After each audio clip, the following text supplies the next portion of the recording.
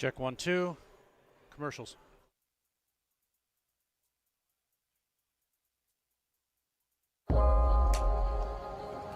Thank you. So, why Springfield? I get asked that a lot, and I choose to live here because Springfield is a place that I can enjoy the life I want. I love the outdoors.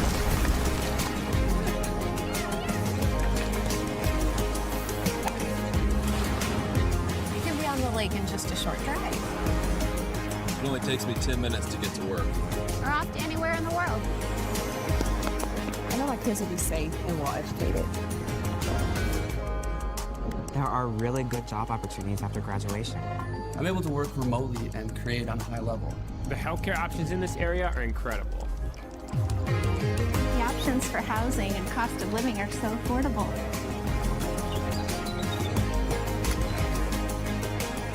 We have room to create. I love to experience the excitement of sports.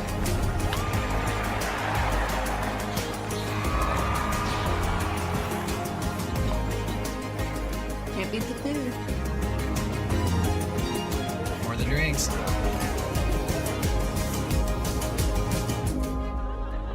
Why Springfield? Because all the pieces you need to create your own story are here. The only thing missing is you.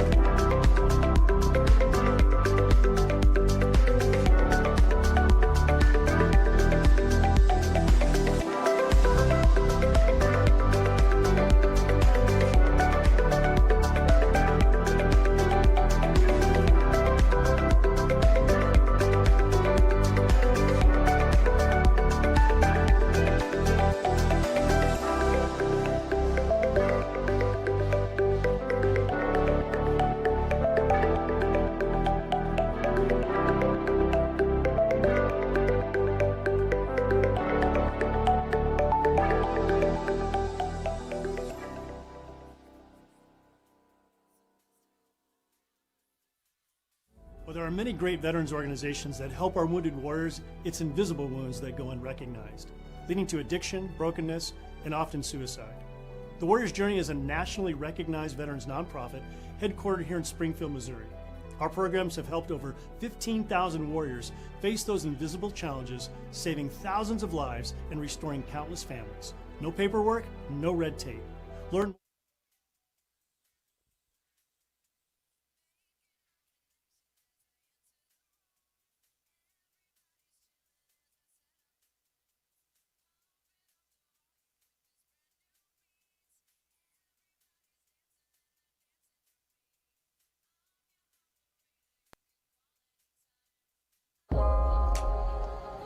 You will be tested.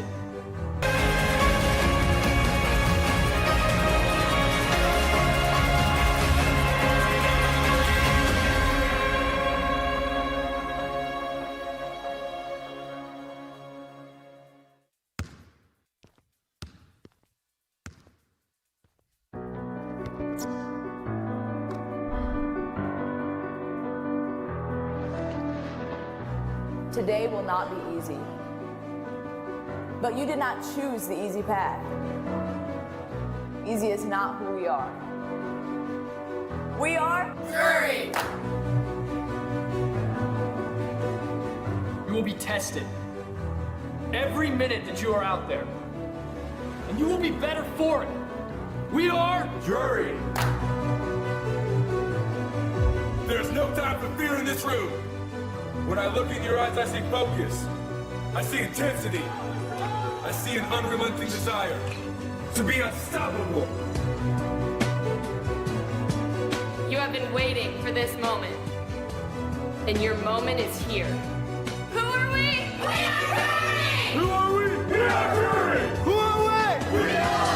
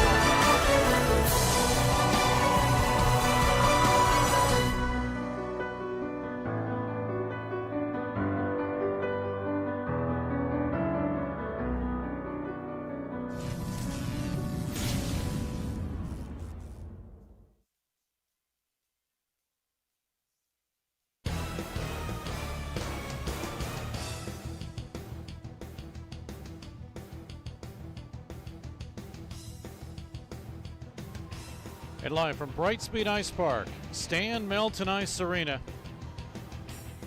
It is game 2 between the Drury University Panthers and Midland University. Big hello to everyone as we get on the air here. Luckily, we are in warm-ups. A puck hit our broadcast equipment as we are now live from Brightspeed Ice Park in the Stan Melton Ice Arena and the Big Slice broadcast booth. We are glad that you are with us, and yes, errant puck. I don't know how the puck can get up here. There's all sorts of netting, and very rarely have we seen pucks, but one did, and it landed right on our broadcast system, which is our audio portion of our equipment. And when you see the blue screen of death, you are not a happy camper, I can tell you that much, but we got it fixed and we're rolling and we're ready to go here. But let's take a look at the WSR pregame report, and we'll probably have to do it quicker than we thought we would have to, as we're just about 6 minutes from getting things going here. But there's no scoring in the first, second, or third period. The only goal at 51 seconds, and it was Walters getting the goal, and for KT, that is his 7th of the season. Luke Aston with the assist, his 12th, and Russell Kosek also. Look, even our system is having a hard time here. But Kosek will also get, somehow, some way, we'll get this going.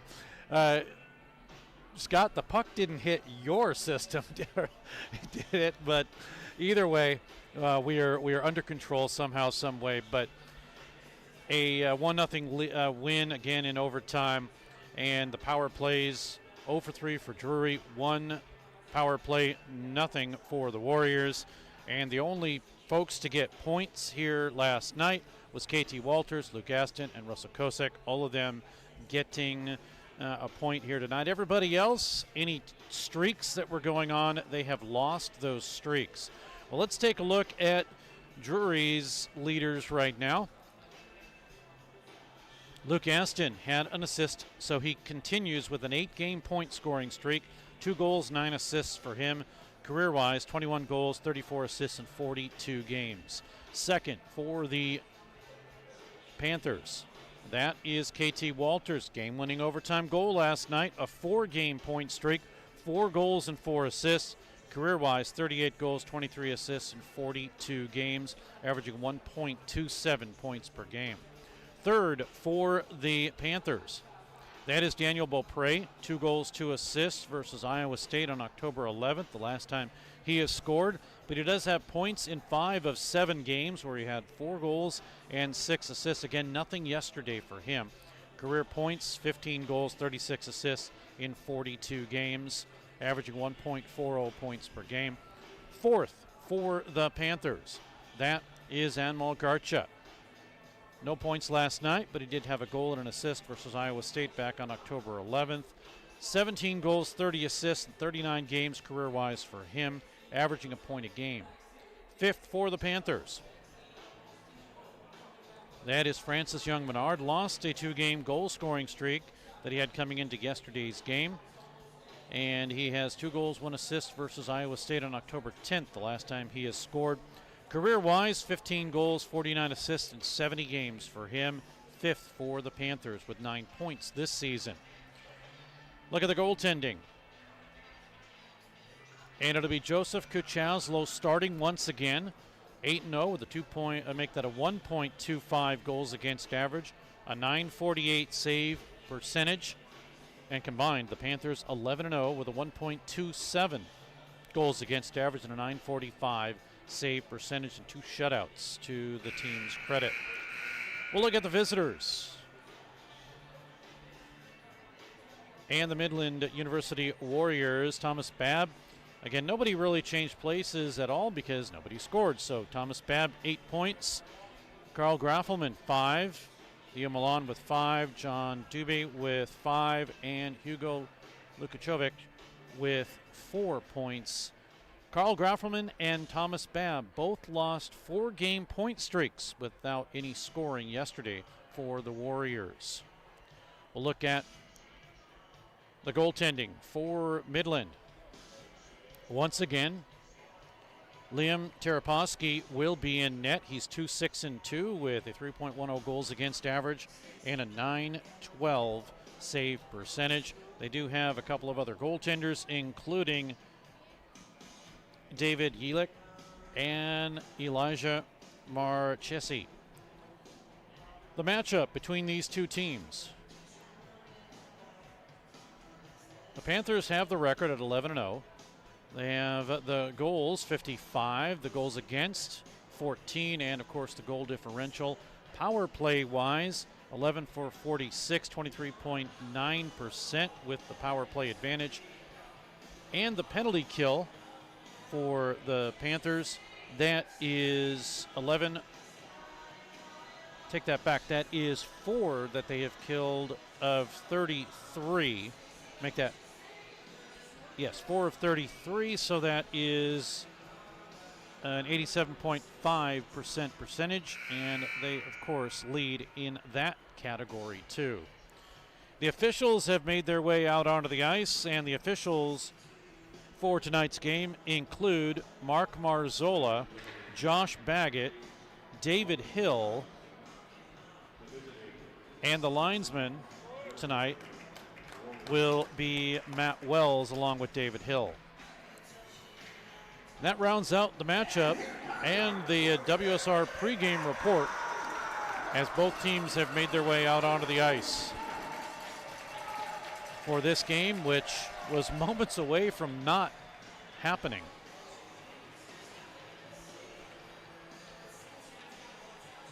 Now, the game would go on. The broadcast would not have happened.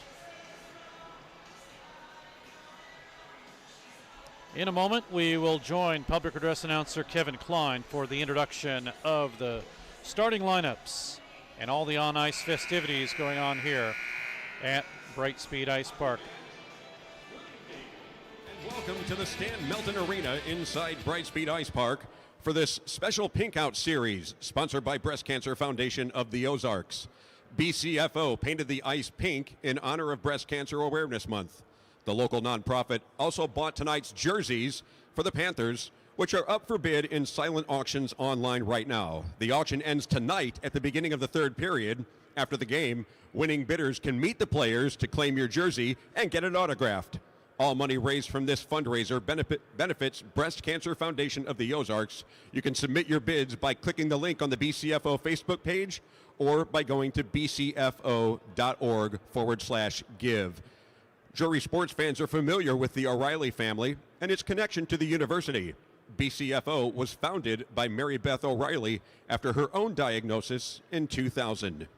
Breast Cancer Foundation of the Ozarks has a special representative here tonight during the game who can tell you more about the organization. Tonight's regular season ACHA Division I matchup features the visiting Midland University Warriors and your Drury University Panthers! Your official scorekeeper and clock operator is Ryan Robb. Tonight's officials, referees, Josh Baggett and Mark Marzola. Linesmen, Matt Wells and David Hill. Penalty box officials, Danny McIntyre and Paul Higdon. The broadcast team for Web Sports Radio is Steve Casson and Scott Lutsky. And our music director is the Sultana of Song, Jaden Robb. Now, for tonight's starting lineups.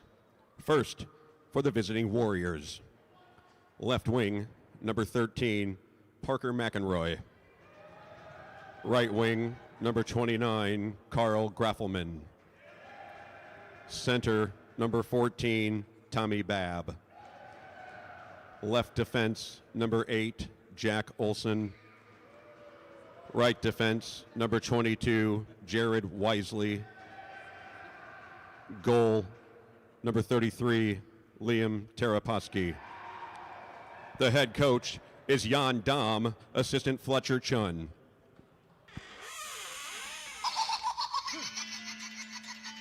Who is that? Who's in there? Hello, Midland. You're from the hard land. We eat hearts for breakfast, lunch, and dinner. Tonight, we feast.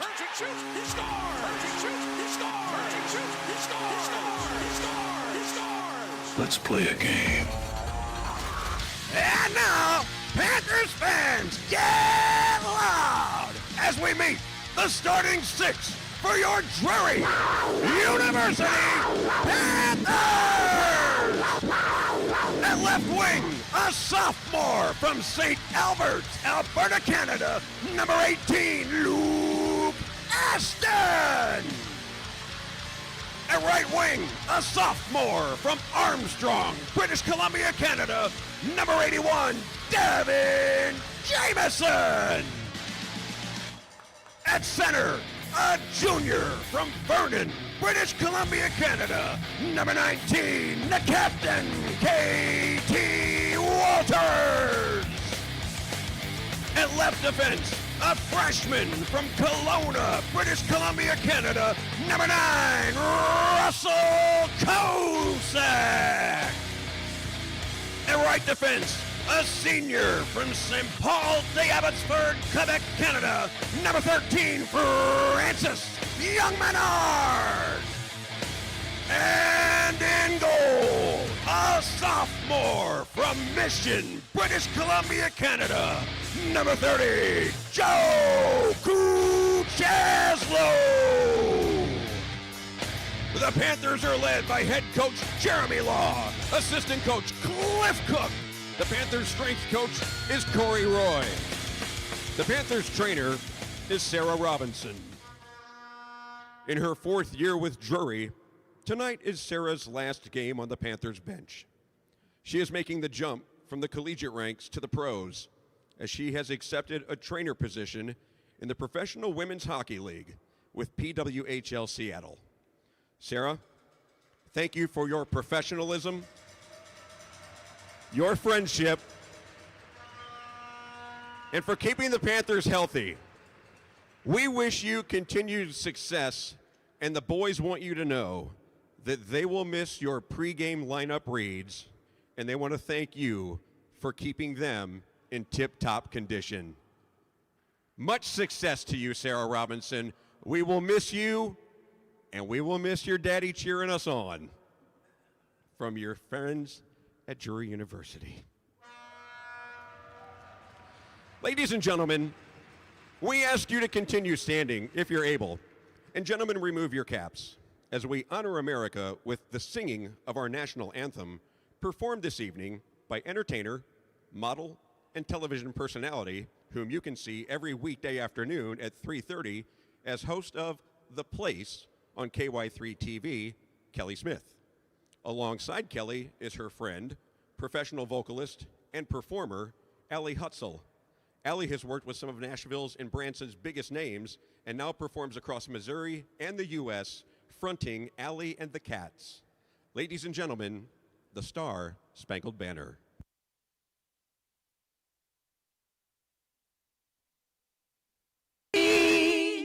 By the dawn's early light, what so proudly we hailed at the twilight's last gleaming, whose broad stripes and bright stars through the perilous fight o'er the ramparts we watched were so gallantly streaming, and the rocket's red glare, the bombs bursting in air, gave proof through the night that our flag was still there. Oh, say does that star-spangled banner yet wave o'er the land of the free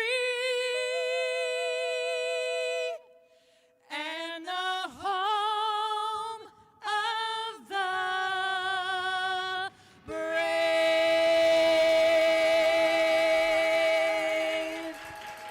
Thank you. Our national anthem, live. Team captains to make their way to center ice for tonight's ceremonial puck drop. Pulling double duty after singing the national anthem is the host of The Place on KY3, which you can watch weekdays at 3:30. Our ceremonial puck drop, Kelly Smith, being escorted out to the ice from Drury captain KT Walters.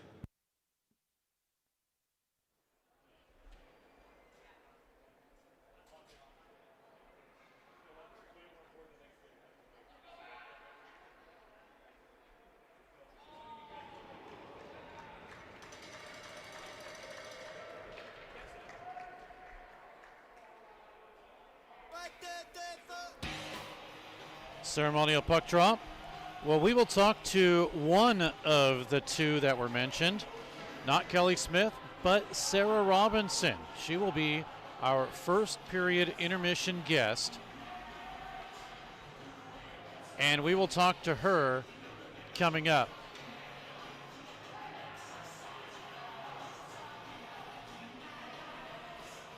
Scott, that issue we had earlier completely reset all of my information. So I have to do a search and find it again. All right, we're set up. Jackson Truchon will be our second period intermission guest. Well, we are ready for period number one, the final of 4 games this weekend between the Division III and the Division I, and immediately we get an icing call. Just 9 seconds in.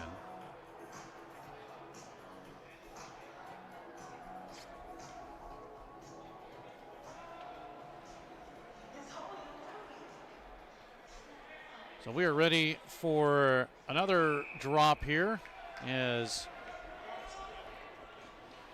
this will be the advantage for the Panthers. The draw is 1. Panthers have control. They'll drop it down in low, bring it around the net. It'll be worked off the side of the net, grabbed by Luke Aston, that is. Behind the net again to Walters. KT works it in front of Jack Olson. Puck to the far side. It is out to center ice, and Midland with possession. Cross for Parker McElroy, and we get an offside Couple of quick stoppages here. We're not only, 33 seconds into this game.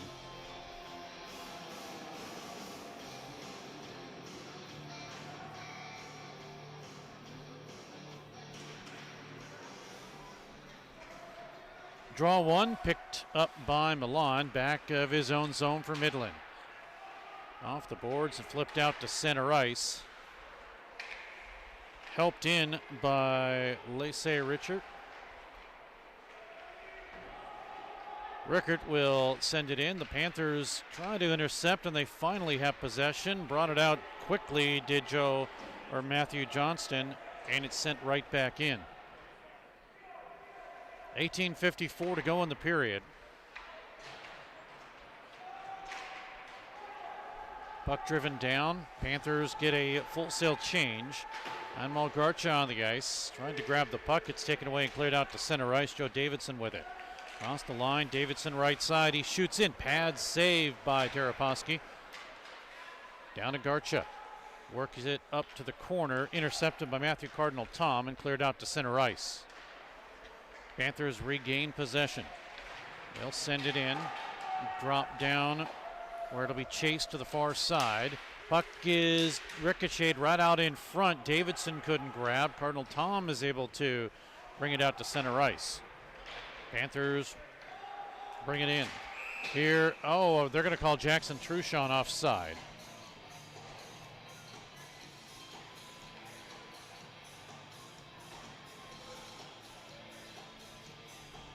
So with 18:05 to go in the period, offside to bring it back outside the zone. Mentioned yesterday that the only person, KT Walters, to continue his streak, he now has a 4-game point scoring streak. Francis Young-Menard lost his 2-game goal scoring streak. And the only other person was Grady Sterling-Ponick. He had a 5-game point streak. He lost that, along with Matthew Johnson's 4-game point scoring streak and Anmal Garcha's 2-game point scoring streak. All of those were lost in yesterday's game. But the Panthers will gladly take the 1-0 overtime win.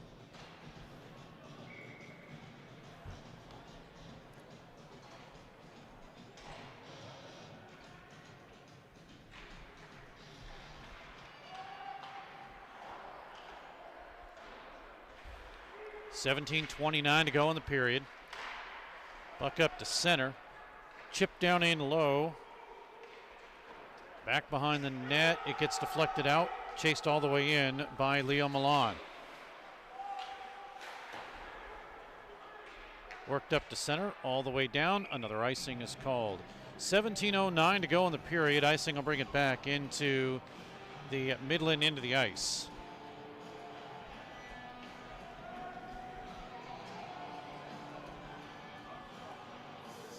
Milan, Graffelman, Parker McEnroy, Babb, Cardinal Tom for the Midland Warriors.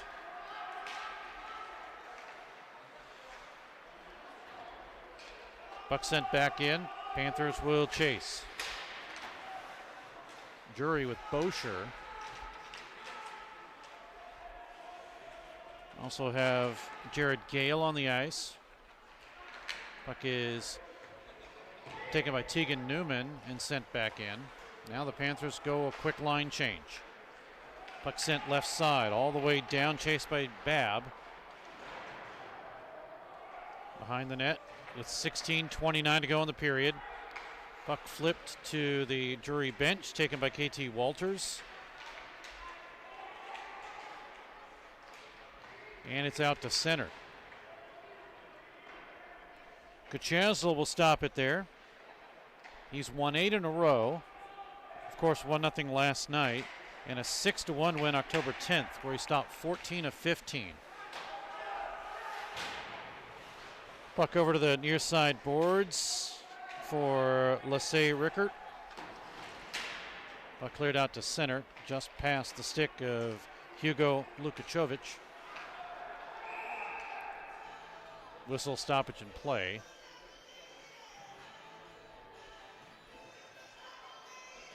Face-off will come back into the Midland University end of the ice. Drury ranked number 7. Midland ranked number 25. They only rank the top 25.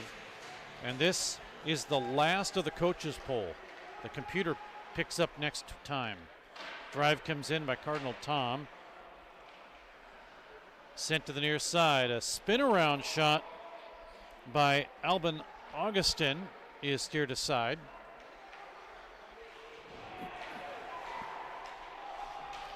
Now Augustin with a hit. He's able to grab the puck.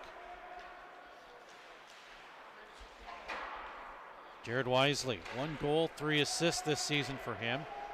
Puck back into the Panthers zone for Levi Brewer. He lost it. Sent wide by Jack Olson. And flipped out to center.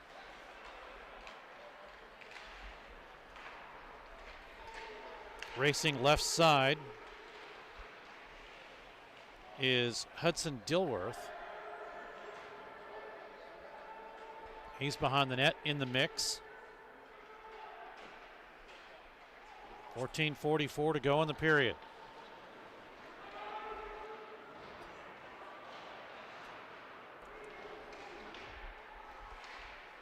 Still a scrum behind the net. Panthers are able to dig it out. They have a 3-on-3 into the zone, going wide. Trying to move the puck down through everything is Anmalgarcha. Taken away by Milan. Milan 2 goals, make that 3 goals, 2 assists for him. Now in his 10th game. Puck down to the corner. Flipped over to the left side. Panthers with some pressure, but it's deflected up in the middle. Now Jackson Truchon to chase. McEnroy is there. Davidson comes in to push it through. Cardinal Tom is also there to work it for Midland. Now 4 in the scrum behind the net again. Still battle for it. Somebody lost their stick. Delayed call on a penalty. It's Truchon who's going to go.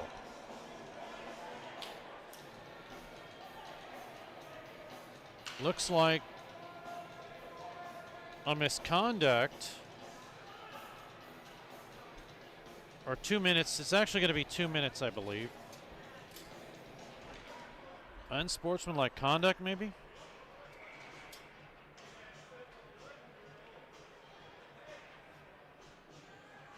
Here in the first period. Drury penalty to number 71, Jackson Truchon. 2-minute minor for unsportsmanlike conduct. Time of the penalty, 6:23. Truchon, 2-minute minor for unsportsmanlike conduct at 6:23. So the Warriors on the power play. And they are 16.2%, 6 for 38. Here's Wisely. He'll bring it out. Send it in with 13:04 to go in the period.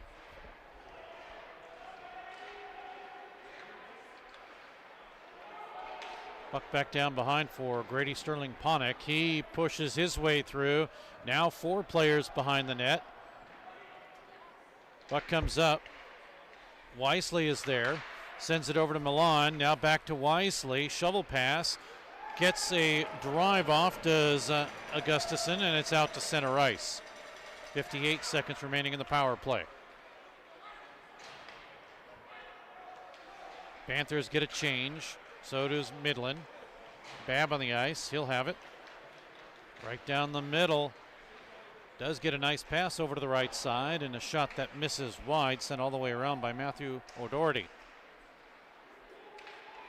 Puck on the line, kept in. Good play there by Jack Olson. 12 games, 1 assist for him this season. Up top, Babb thinks better of it. Right side, now to the left side. And a shot that's missed. There's another opportunity in front that is missed, and the puck is taken away as Carl Graffelman got that shot. It's cleared. Here's Graffelman again. Power play is 4 seconds. And that'll do it. Panthers, Truchon out of the box. 11:34 to go in the period. Somebody lost their stick. That was Truchon. He'll pick it up. Panthers will be in their own zone as they set it up. 11:15 to go in the period. Panthers 4-on-3 into the zone. Aston on the far side. He'll work it behind the net. Looking for some help. Comes right to Graffelman, and he's able to get it. Nice move out. For the moment there as Walters broke it up. Now across the line for Parker McElroy.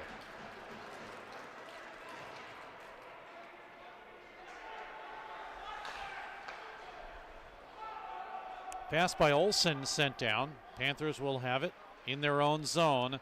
10:40 to go. They're being outshot 5-1 here in this game. Puck stolen. Out in front. A drive missing wide by Graffelman. And the rebound off the back of the boards is held on. A great opportunity in front for Midland to take the lead. And it does not materialize.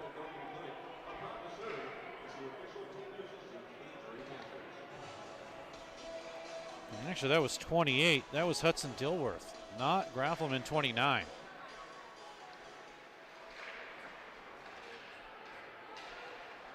.10:24 remaining in the period.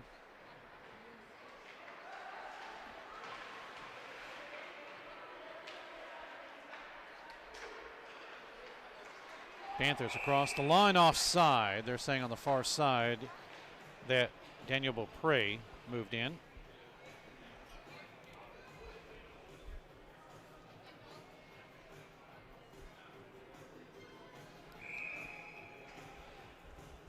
We'll have another face-off that'll take place outside the zone. With now 10:08 and the clock rolling here in the period.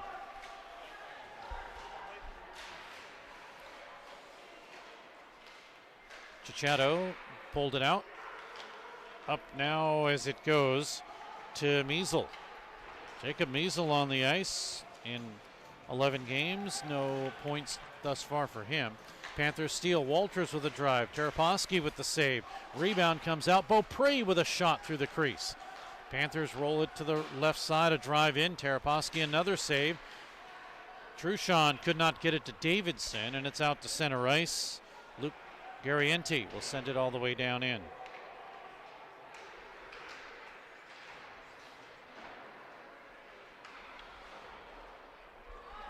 Puck deflected back into the Midland zone. Panthers will set it up one more time. They shoot it in. Nobody offside. Matthew Cardinal-Tom sends it into the near side boards. Off the glass by Riley Stroud and all the way down. One-handed through by Hudson Dilworth. Panthers will bring it out of their own zone. Front of their own bench.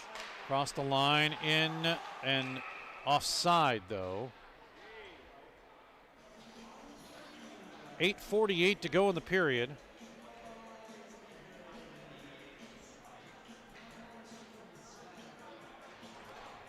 Three of the shots, and they favor Midland.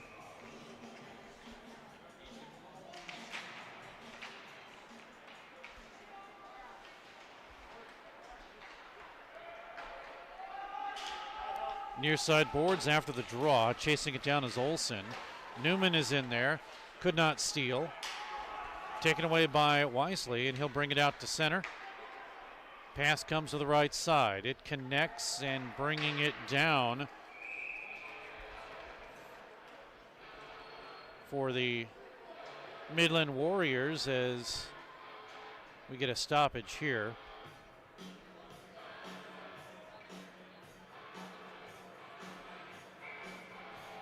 Graffelman with that drive. Carl Graffelman is playing his 9th game of the season, 5 points for him. 4 goals and an assist. 8:12 to go on the period. First period interview will be Sarah Robinson, who will be the Drury athletic trainer for about another 24 hours, if that.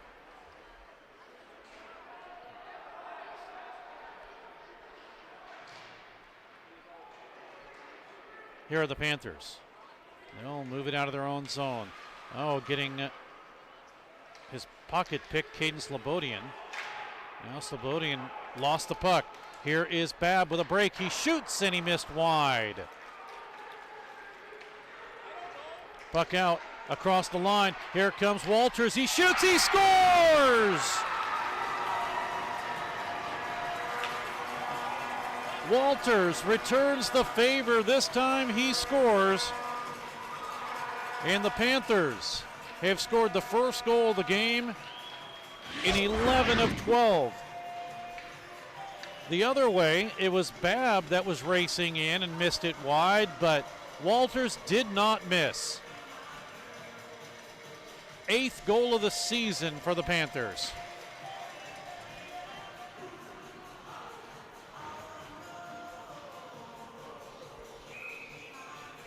And for KT, that is a 5-game point scoring streak. Panthers goal, his 8th of the season, scored by number 19, KT Walters. Assisted on the play by number 81, Devin Jameson. And number 13, Francis Young-Menard. Time of the goal, 12:31. Walters, his 8th of the season, from Jameson and Young-Menard at 12:31. Meanwhile, we get a penalty here. And it will be called against the Panthers. And Jameson will go in. And it looks like it's going to be a charging call.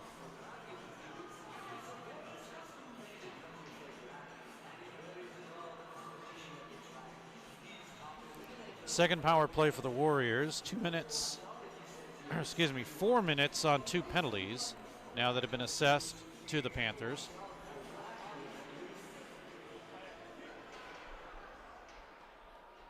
Hood goes flying. We'll do this all again. Lukachovic. 1, Devin Jameson, 2-minute minor for charging. Time of the penalty, 12:57. So here's a drive that comes in. We have sticks flying. We're getting another penalty on Wisely's shot that happened, but even more, this game may be a little chippy.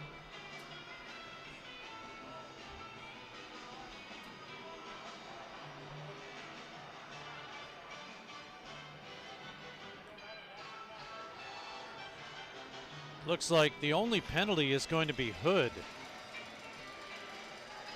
That ends their power play.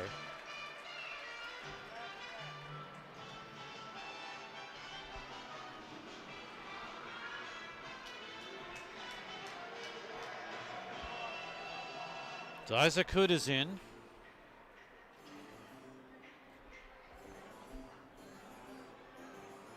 It's coming at 13:09.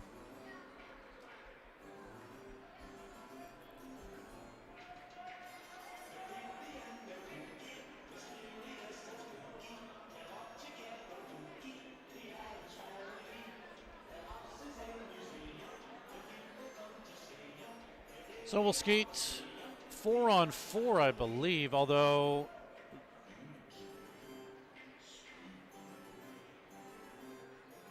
they're still discussing this, is the referee, over with John Dom, the head coach, and it's not on the board, so this is more than 2. Number 17, Isaac Hood, 2-minute minor for cross-checking. Drury penalty to number 22, Lucas Sidonic, 2-minute minor for roughing. Time of the penalties, 13:09. Hood for cross-checking, Sidonic for roughing at third. Well, that's it with the 2 penalties acting as coincidentals, so we still have the 1 up on the board. Although I didn't see the extra man in. Here's a save by Kuchaslo. as he patted it behind the net. 1:15 to go in the power play. Shot off the boards. Panthers do get a chance to clear, and they're going to race it down. Stopping up is Aston.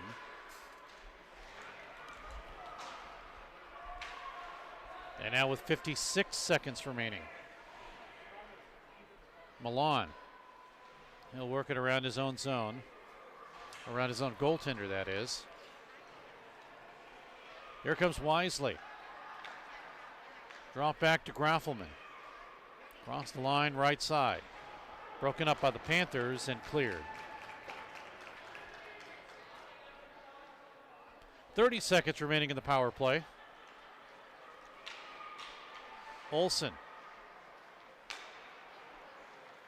Graffelman.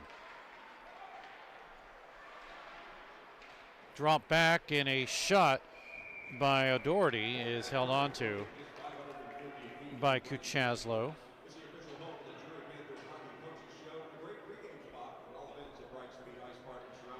15 remaining in the power play. Second one for the Warriors.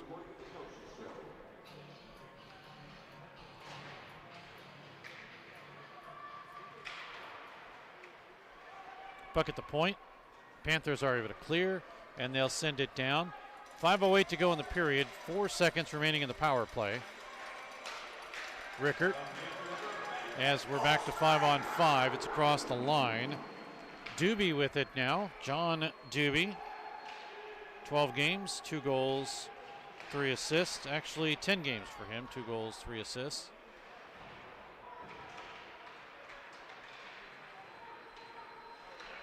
.442 remains. Panthers are able to clear, but this is going to be an icing call.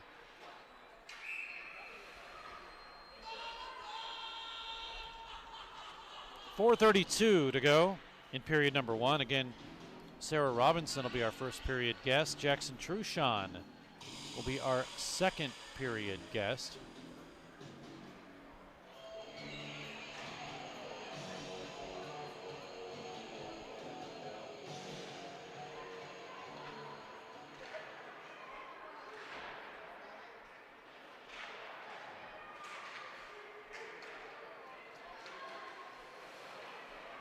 Play is underway. Panthers get a line change. Puck to McElroy. He'll send it all the way down. Raced in front of him is Levi Brewer to clear it off to the far side. Panthers in front of their own bench. They'll bring it out 2-on-3, make it a 3-on-2 now across the line. Right out in front, Beaupre could not grab it. Now Miesel with it. He'll bring it up and send it all the way at least into the zone. Babb with a drive, but no, we're going to get an offside.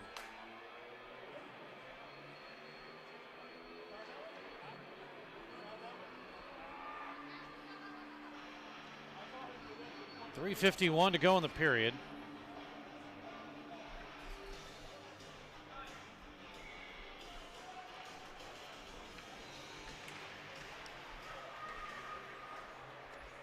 Play is underway.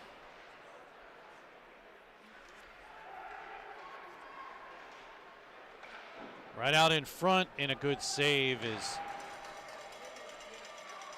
trying to put something potentially past Kuchaslo. Was O'Doherty. He goes to the bench. Line change for Midland with Garrienti on the ice now. To Olsen. Tipped down. This will not be icing. Panthers have it behind their own net. 3:06 to go in the period.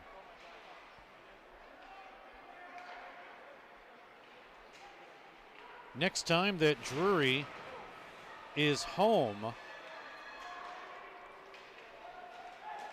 will not be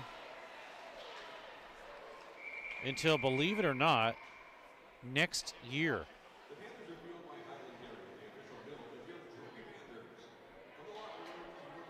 Or should I say next month. December 5th and 6th, they'll play Missouri State. That is the last home games for the year for Drury. Those will be good games. As Division III played earlier today, and it was a 4-3 victory for Missouri State D3.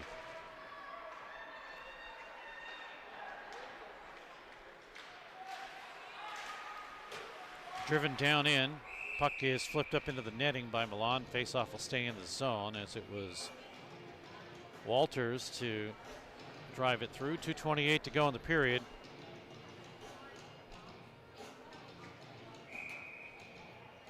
Drury will be at the Chicago Classic November 21st, 22nd, and 23rd. They'll play Arizona State, Jamestown, and Ohio.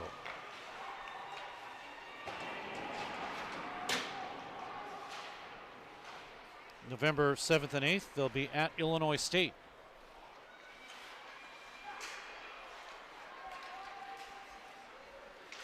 Down in low, along the line, Stroud is in there to check for Midland. Panthers with Aston. He gets pushed by Cardinal Tom, and I believe we're going to get a penalty. Oh, and we're going to get a penalty. We're also going to have one of our heaters blowing up. I don't know if you can catch that or not, Abby. Might not be in your viewer area, but yeah, it's there. It is. Yeah, it's kind of sparking and blowing up right there. Fans are moving out of the way of that.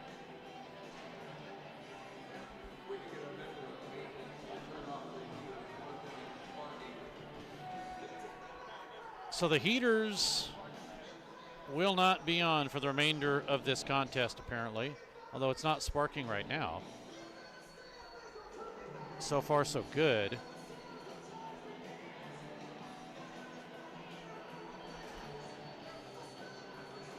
Probably one of the pucks hit it earlier, just like it hit our equipment.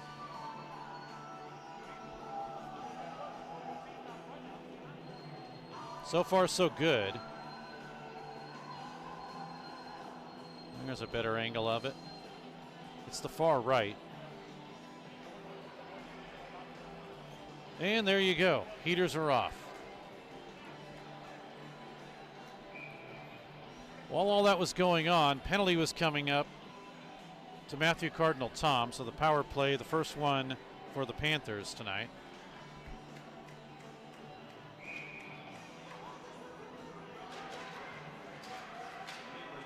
To number 98, Matthew Cardinal Tom. 2-minute minor for checking from behind. Time of the penalty, 17:58. Cardinal. So the Panthers on the power play.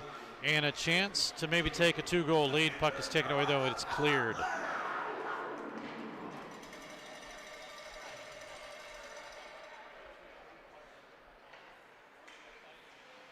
Panthers with it. 1:35 to go. And in fact, the power play, if nobody scores, will be over before the period ends. So barring any further penalties, we may skate 5-on-5 to start period 2. Here's Aston.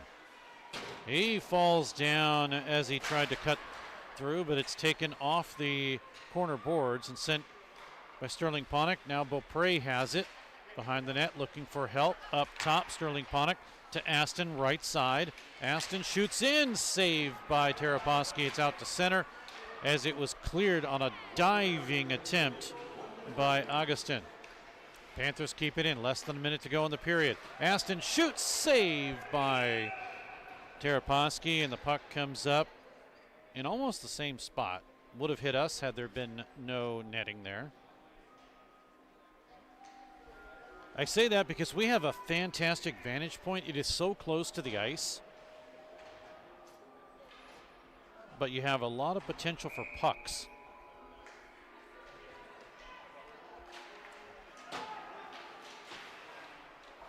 Puck flipped off the boards by Miesel, and it's all the way down. 40 seconds remaining, 42 in the period. Panthers lead 1-0. Only goal of the game thus far, Walters' 8th. Panthers have it. Drive in right along the goal line on the shot by Garcha. Covered up by Taraposky.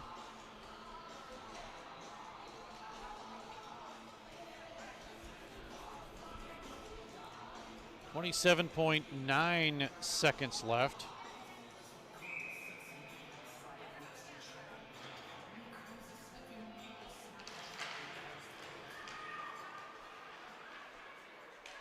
Draw one taken by the Panthers. Left side. Garcha. Walters is on the right, but instead a shot comes in and a save on the drive that came in from Sadownik, and we get a whistle stoppage in play with 6 seconds left, and we're going to get a penalty. Walters is going. It's a trip.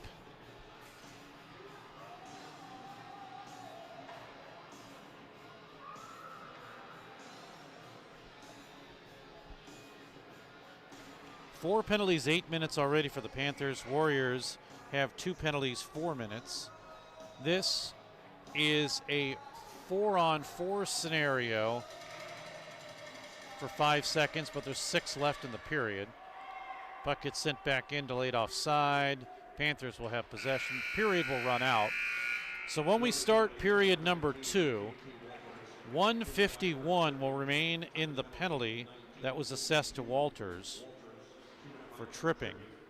And power play number 3 will commence for the Warriors. 31 mark, his 8th of the season, scored by number 19, KT Walters, assisted by number 81, Devin Jameson, and number 13, Francis Young Menard.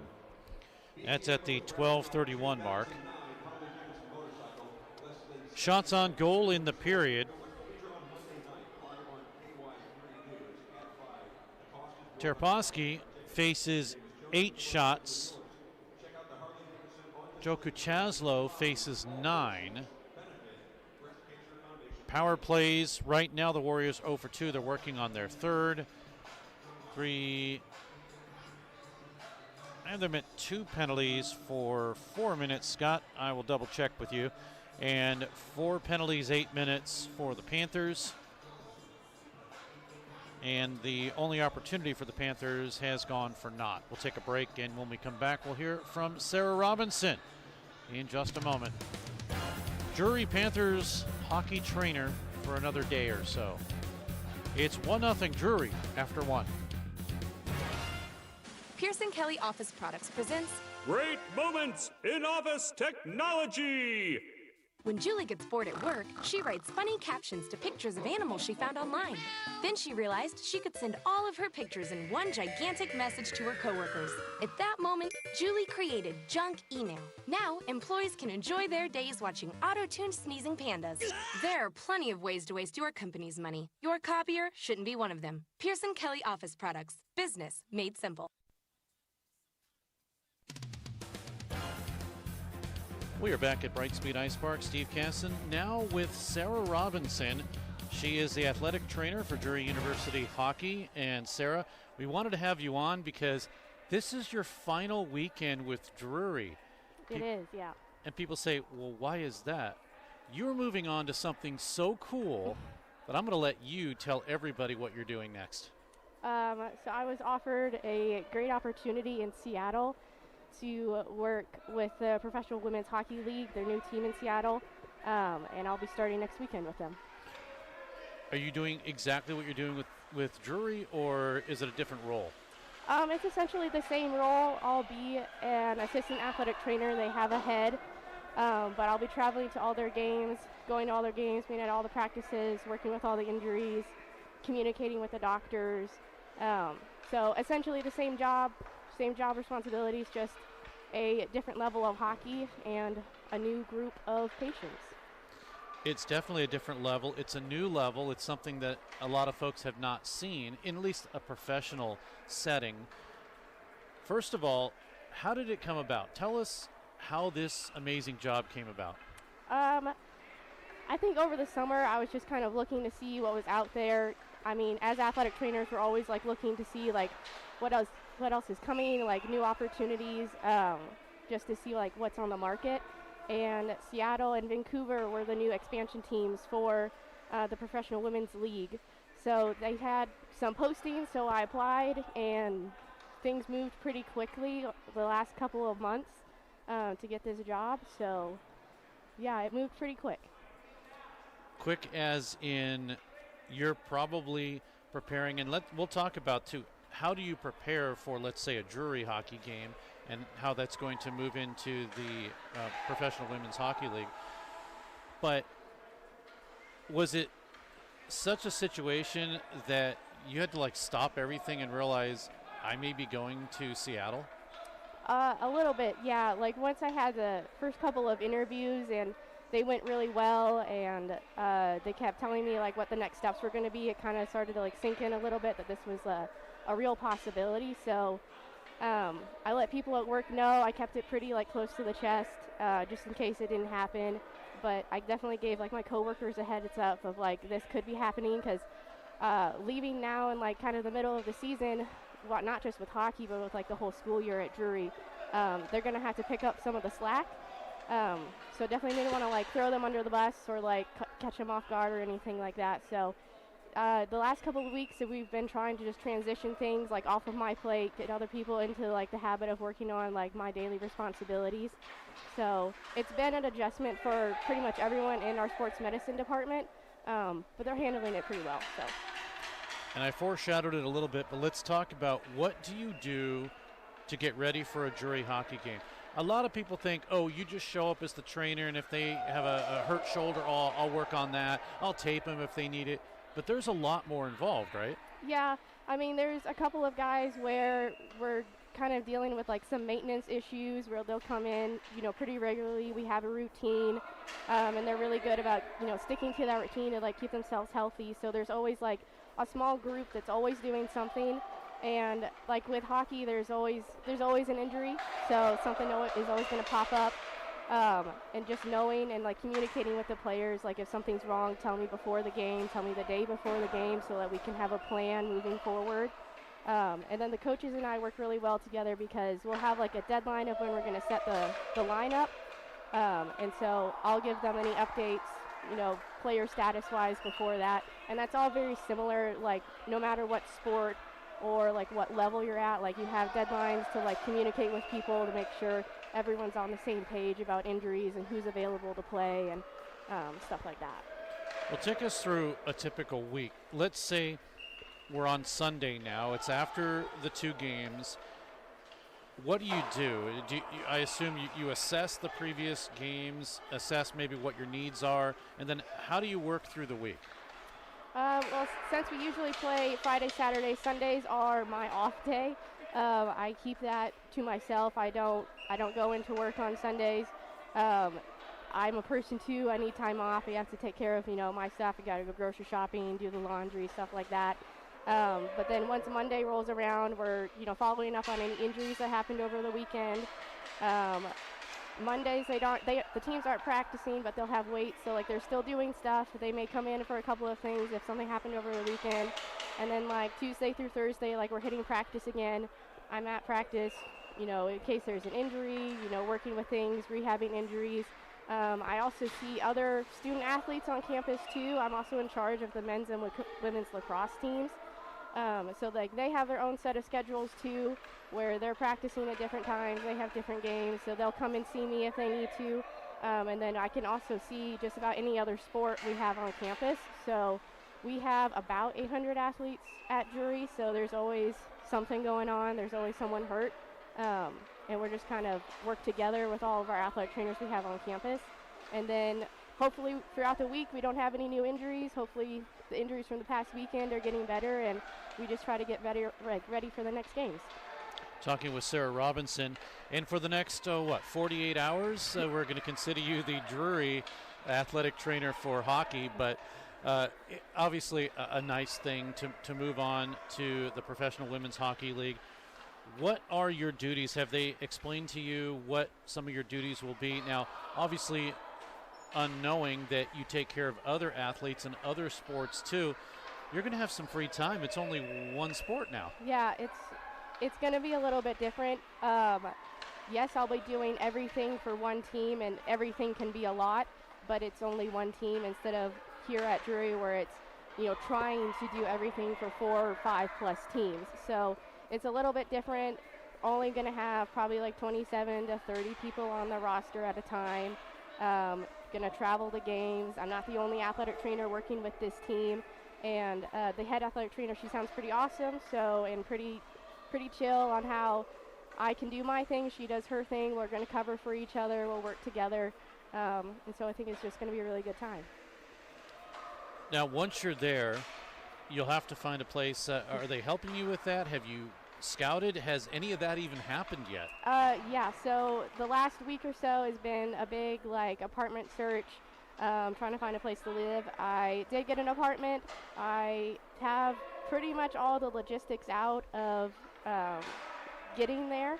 I've applied for a licensure in the state of Washington, so that's working on going through too.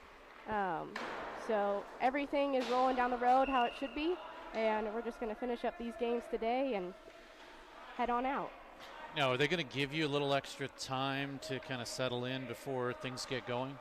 Yep, so I'm planning on getting to Seattle on Wednesday, and then I'm going to take a couple of days to myself before I start working again on Saturday next week. So that'll be a very interesting time just to have a couple of days, but you get into something, I assume, as you were growing up, this is what you wanted to do, or did you just fall into being an athletic trainer? I don't know. I kind of went back and forth between a lot of things growing up.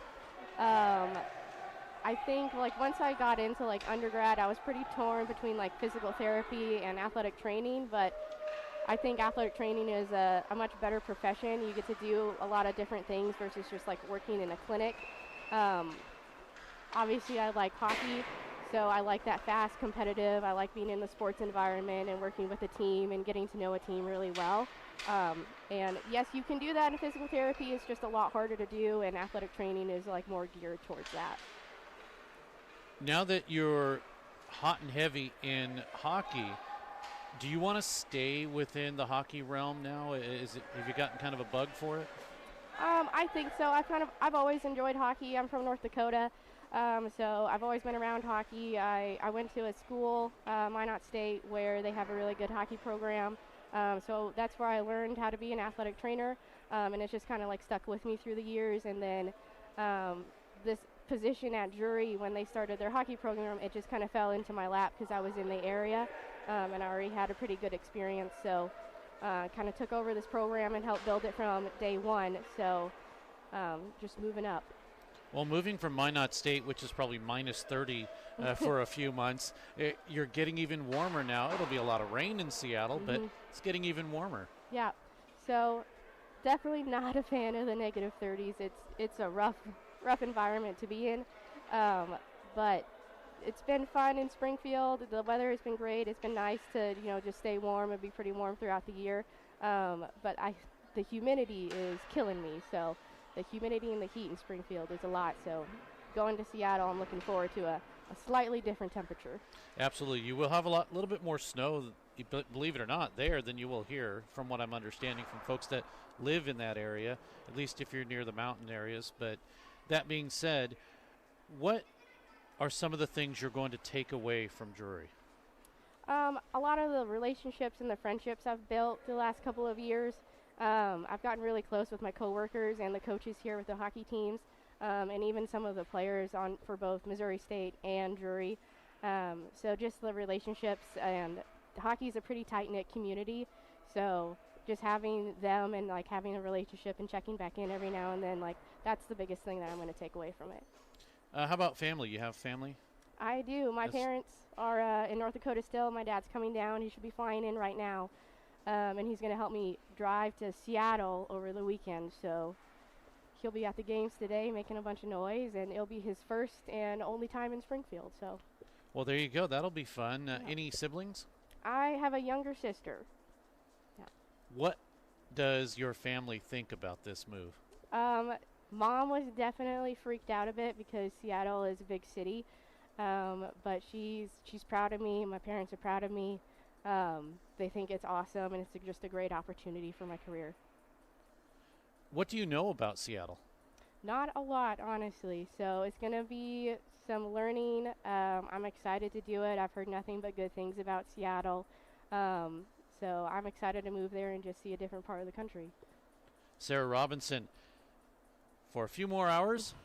Athletic trainer for Drury Hockey, and soon to be, what's Seattle's nickname? They don't have one yet. They're going to go through their first season and just be PWHL Seattle, do some fan voting similar to what the Utah team did, so we don't know.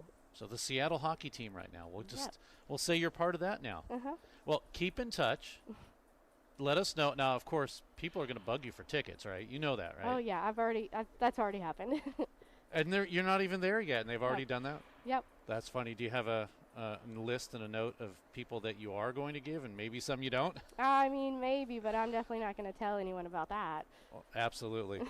Well, appreciate you doing this. And again, thanks so much for being a part of Drury and keeping the players, well, you know, there have not been very many injuries with Drury players this season. This season, yes, we better knock on wood because that can change real fast, so. Absolutely. I don't want to jinx anything right now. But congratulations on the Seattle job. And again, thanks for joining us. And we get to know more about your move. All right, thank you. Sarah Robinson, athletic trainer for the Drury Panthers, for a few more hours. We'll take a break. More hockey coming up. Tri-Lakes Marine has upped its game. Not only is Tri-Lakes Marine the largest Yamaha outboard dealer in the state with G3 aluminum fishing boats and a full lineup of Suncatcher pontoon boats, Tri-Lakes is now the area's newest and largest Bennington dealer. Bennington pontoons are the pinnacle of luxury pontoon boats, and Tri-Lakes Marine has several models in stock. If you're ready to up your game on the lake, stop by Tri-Lakes Marine today on your way to Table Rock, just 15 minutes south of Nixa on Highway 160, your full-service boat and motor dealer. This is Barrel Bob, MoDOT's Work Zone spokesbarrel. You'll be seeing more of me as the weather warms up. Crews will be working on our roads. That means lanes will be closed for construction and maintenance work on our highways. As you approach a work zone, please don't drive distracted. You need to pay attention. I want you and my friends working on the roads to all get home safely. Remember, buckle up and put down your phone. A message from the Missouri Department of Transportation.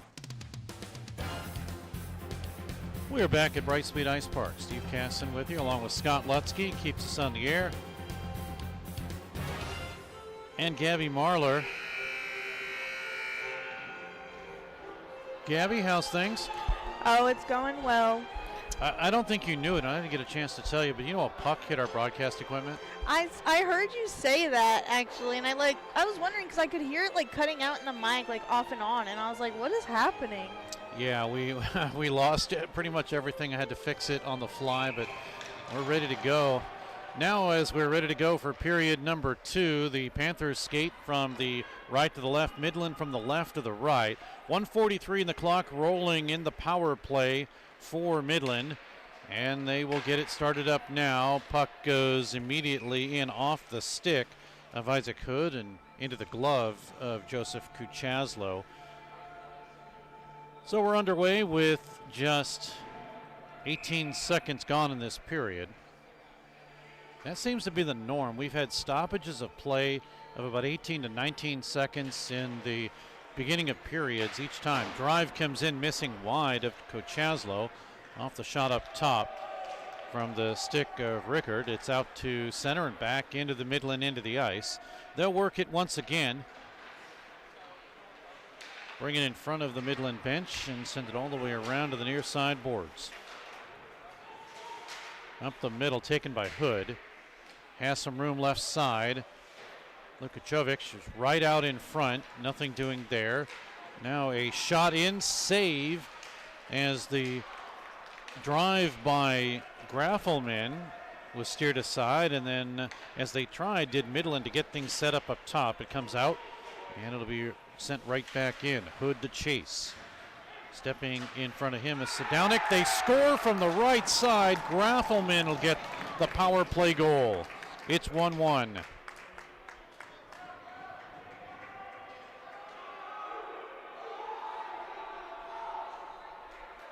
So this one, with 45 seconds left, comes out to the right circle, and Graffelman with a shot up over the glove, or make that the blocker of Kuchaslo. He is a southpaw.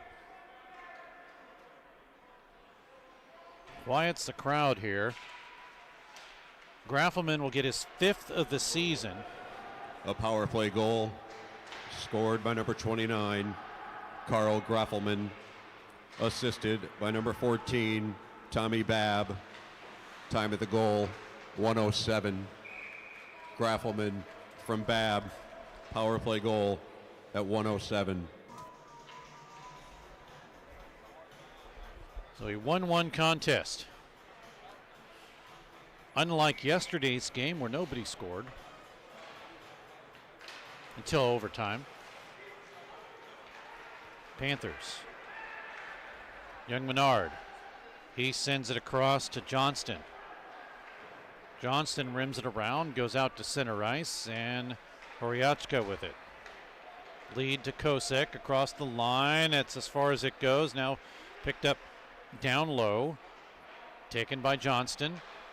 Young Menard, left side. Kosek drive, far side again. Young Menard, centering pass. Kosek with a drive. Good block on a slide out in front. It was blocked by O'Doherty. He gets up, trying to get into the play. Chipped away from Lukachovic, and it's out to center ice. Panthers again will send it in. No icing. Wouldn't have made it anyway. It was touched by Horiachka. Panthers get a change. Puck is sent in, and we get a stoppage in play. 17:33 to go in the period. Face-off will be in the Midland zone to the right of the goaltender, left as you look at it.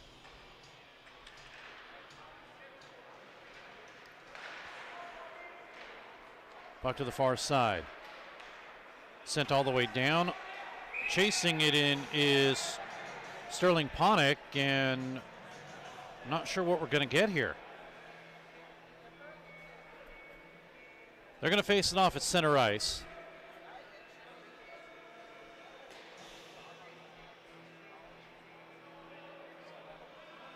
One official said potential for icing, one did not, and they're going to bring it inside the defensive zone for Midland.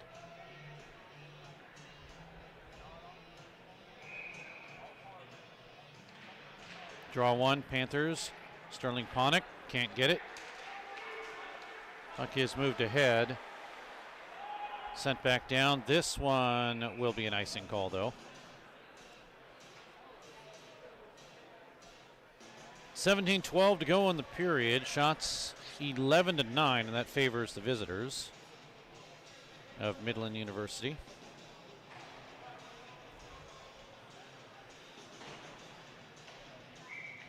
Panthers on the penalty kill, 2 for 3 today, 66.7%.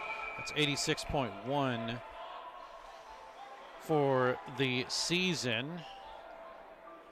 But they gave up a power play goal to Graffelman, his 5th.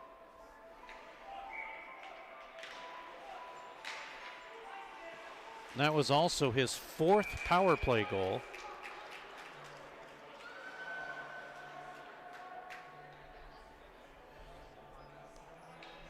Another save by Kuchaslo. We'll do it all again.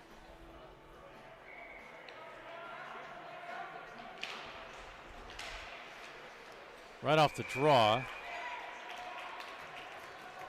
Graffelman in with a drive, and Kuchaslo will hold on.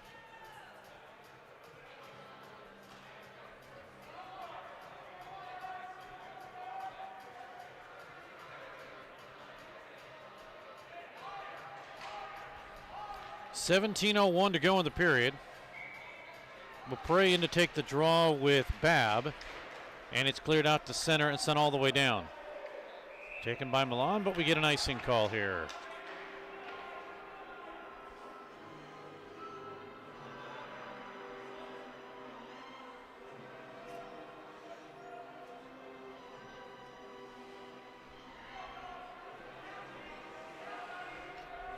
$16:54 to go. Do we get a third icing in a row? Beaupre directing traffic. We get another draw. Shot in. Gloved by Kuchaslo.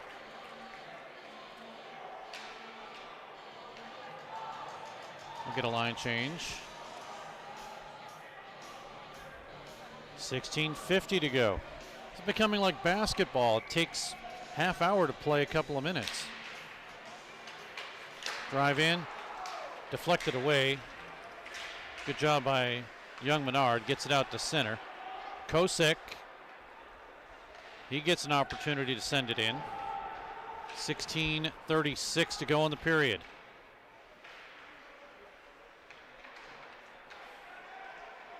Sent in by Young Menard.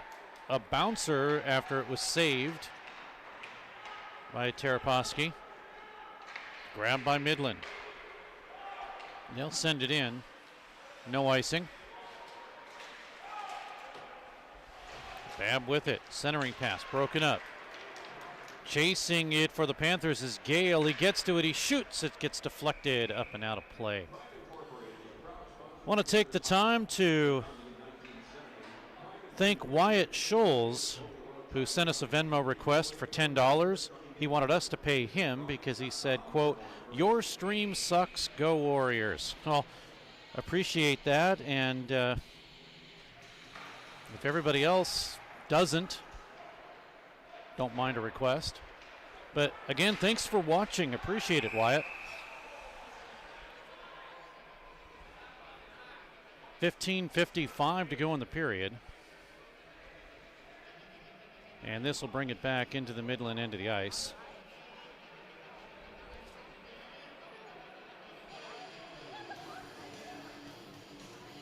Shots 15-9, that favors Midland.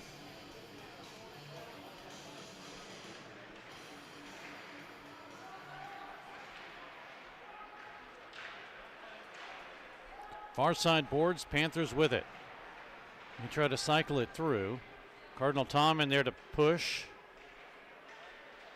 Taken by the Panthers again. Cardinal Tom doing a good number on Garcha. Now the puck is driven out by Midland. They have a 3-on-3 into the zone. Broken up. Good play by Horiachka. We come the other way. Here's Garcha. Right side with some room. He shoots. He missed wide. Puck dropped down. Lucas Ravenstein to hold it in. It is out and no longer a delayed offside. Chaslow gets it around, not out of harm's way yet, stays on the ice, tipped out by Horiachka on the backhand. Ravenstein, he'll work it out to center, now across to Horiachka, broken up in front of the Drury bench, grabbed by Midland, sent in by Garrienti. Luke out of Pueblo, Colorado, still looking for his first set of points. Flipped up and in by Olsen. Oh, a save by Kuchaslo. He lost the puck, and coming in was Hood. And Hood not able to poke it past the goaltender, who scrambled to make a save. Puck at the line, cleared out to center. Panthers with Jameson. Speaking of him, we get a penalty. It's a cross check.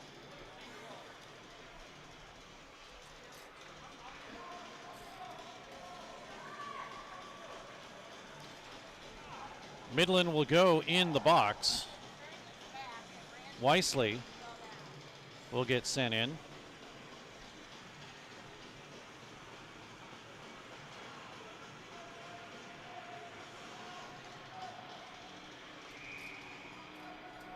Three penalties, 6 minutes now. Panthers' second power play. Number 22, Jared Wisely. 2-minute minor for cross-checking.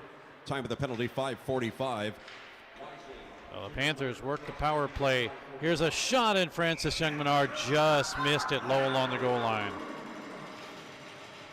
Raised his head up like he couldn't believe it. 1:44 to go in the power play, 14 remaining.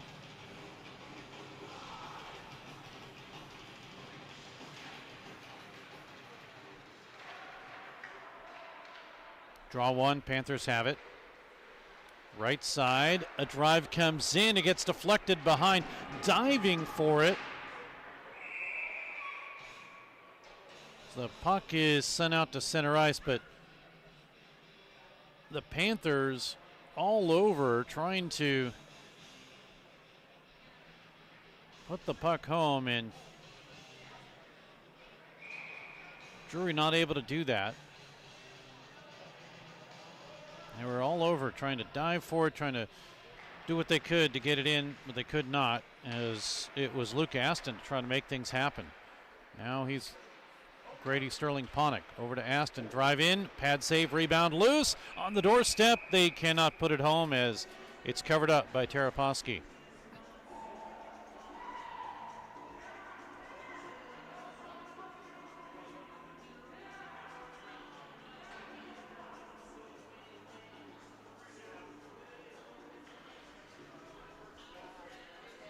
.34 to go in the period.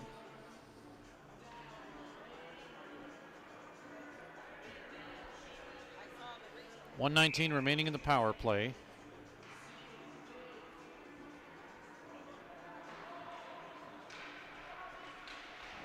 Draw one sent behind the net. Panthers take possession. Sterling-Ponick. Up top has it again. Right side drive. Francis Young-Menard missed it. Now Walters. He'll send it down in. Over to Francis Young-Menard, tipped away, and it's cleared out to center. Good anticipation there, as Doobie was able to tip it out, or take that. That's 25, not 15. So that was Lukachovic. Panthers bring it across the line. 40 seconds remaining. 12:53 to go in the period. Fast-paced game this is thus far. Sadownik with a shot that's blocked. Tripped his Aston as he tried to get the puck through. 19 seconds remaining. Walters instead, nope, doesn't get to Walters from Garcha. Now Garcha up top. Gets around a sliding Bab. Sadownik with a drive in, 2 seconds to go. Panthers regain possession as the power play is over. Now a shot comes in, it deflected. Olsen was there, and it just went wide of the net. Sadownik cannot clear. Held in by Hood. Ravenstein.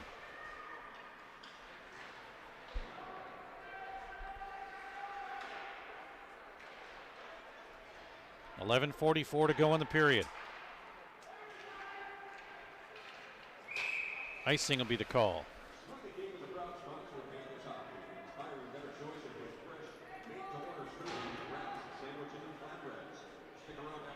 11:38 to go in the period. In a 1-1 hockey game.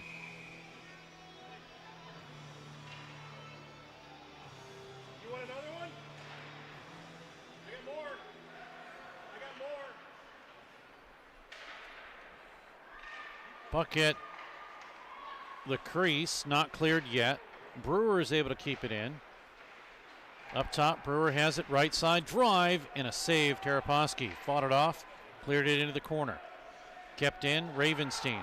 Oh, we're going to get the delayed offside as the Panthers apparently didn't keep it in onside. Driven all the way down. Dilworth in to forecheck. Puck goes around Doobie. Taken by Drury, and Walters gets it out to center ice.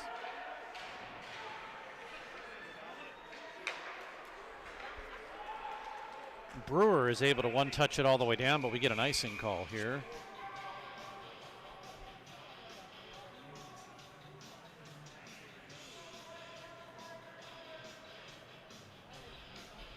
.10:43 remaining.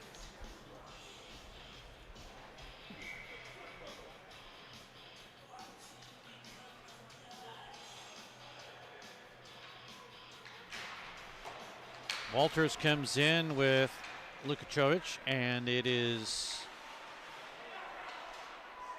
Hugo with possession of the puck.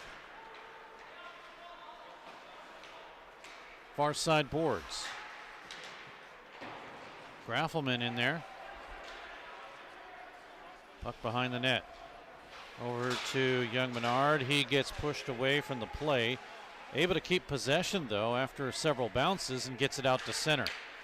10-12 to go in another close game. 1-1.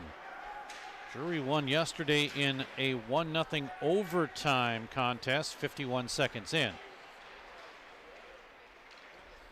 And overtime has not fared well for Midland. So we get a stoppage here. In their last 5 games, the Warriors have gone into overtime, and 3 of those were overtime losses. They're 1-1 in 3. And since the 2020 year, they're 4-9.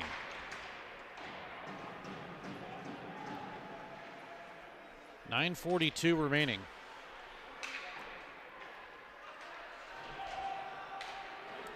To Chaslow.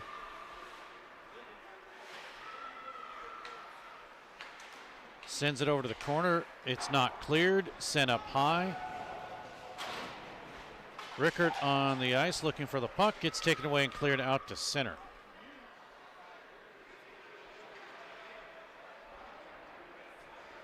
Here come the Warriors. Sent off the boards by Augustison. Panthers able to bring it down. Horiachka had it go off his stick. No icing. Under 9 minutes remaining in period 2. Panthers looking to go 12-0. Midland looking to upset that as we get an icing call here.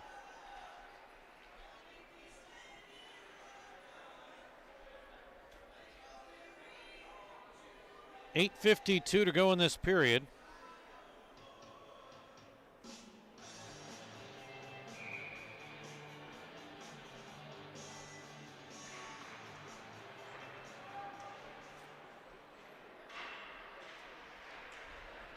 Play behind the net. Panthers look for it to Ravenstein up top. Now to the right side. Drive comes in by Brewer. It's steered aside by Taraposky. Up top again. Drive, score! Garcha.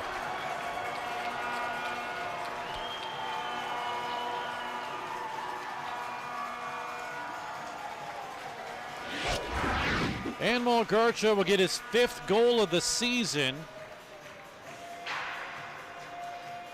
Gets a drive after the pass, connects with him up top. Blasts it past Taraposky, and it's 2-1 Drury.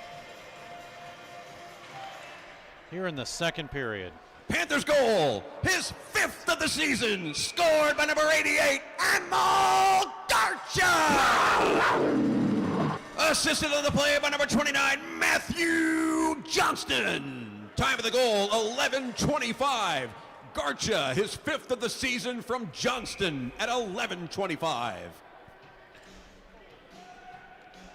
2-1 in favor of Drury.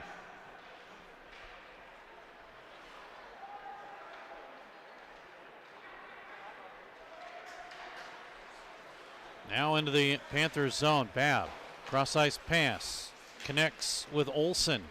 Behind the net, Olsen had it blocked. Panthers have it. They have a 3-on-2 into the zone. Trying to pass it over was Beaupre. Nobody there on the far side.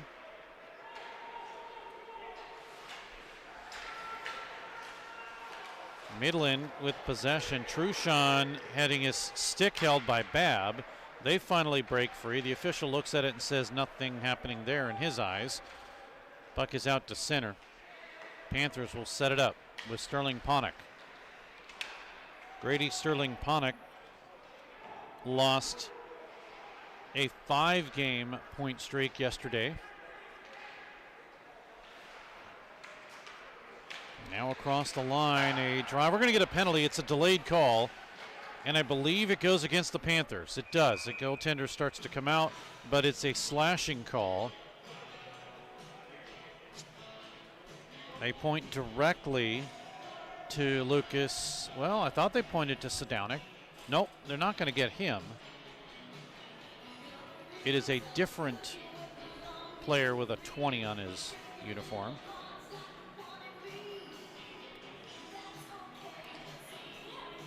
It'll be 27. That's Tegan Newman.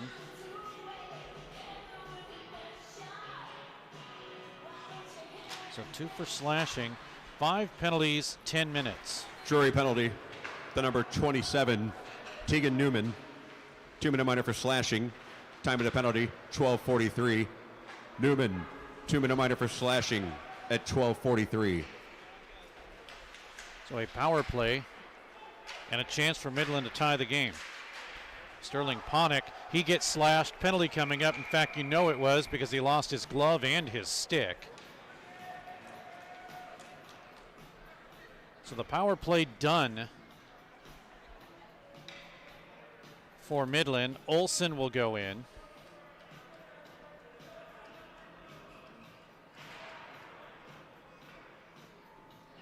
Four penalties, 8 minutes now.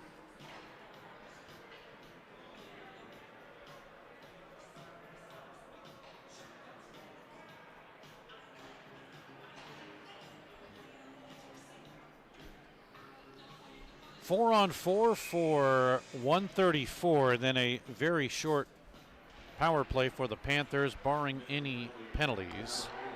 Jack Olson, 2-minute minor for slashing. Time at the penalty, 13:09. And while we were listening to that, a bouncing puck in front of Taraposky, and he's able to grab that one. Shots even, 15 apiece now after those two. Puck out to center. Trying to fight for it and race through it is Lukachovic. Held up is Slobodian. Panthers get to the far side. Can they clear? 4 on 4 now. And it's a 2 on 2. Well, it was going to be a 2 on 2, but Garcha to hold things up. He gets upended. Big hit at the referee's crease, right where our center ice camera is. Hopefully it's still working. Looks like it is.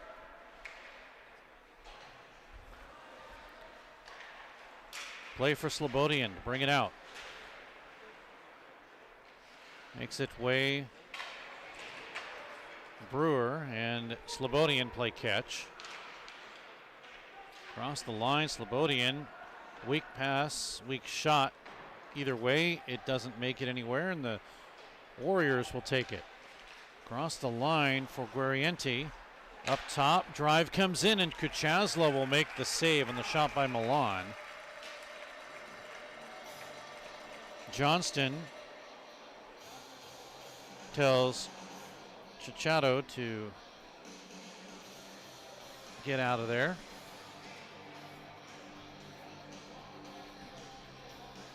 Three seconds left, and then it'll be power play number 3 for the Panthers.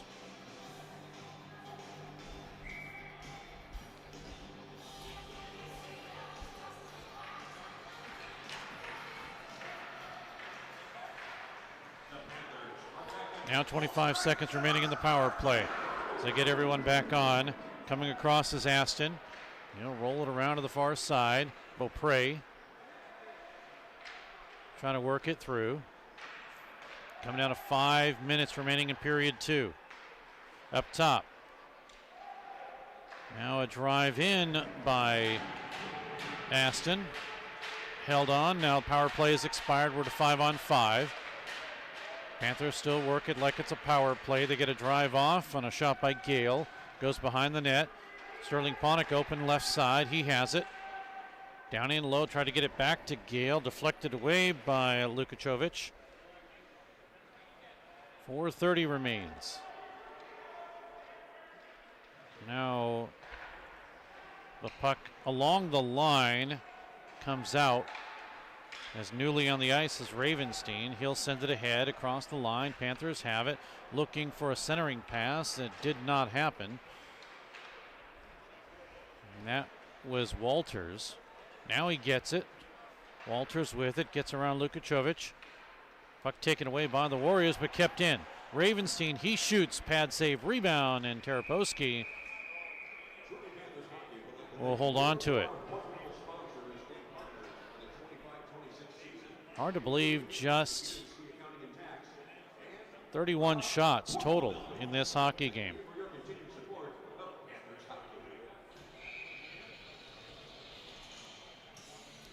Taraposki, his career high, stopped 65 of 67 versus Jamestown, November 11th of 2023. That was a 3-2, guess what, shootout loss.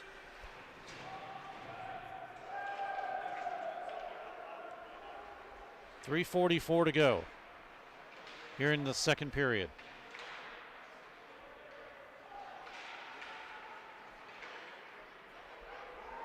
Behind the net, Walters. He tries to work it past Augustin.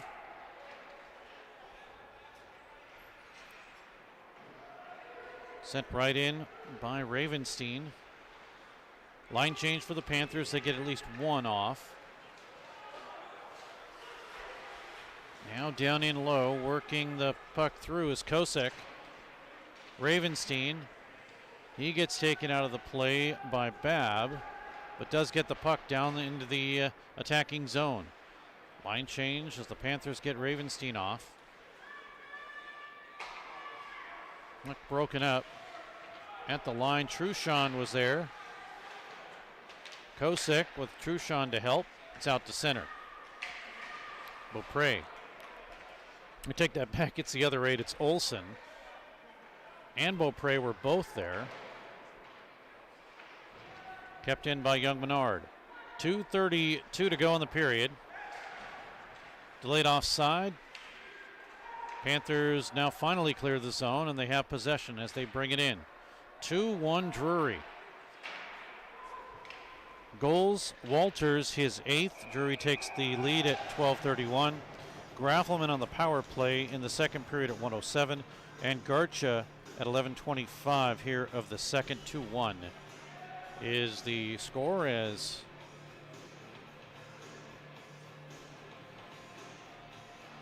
both teams will line change.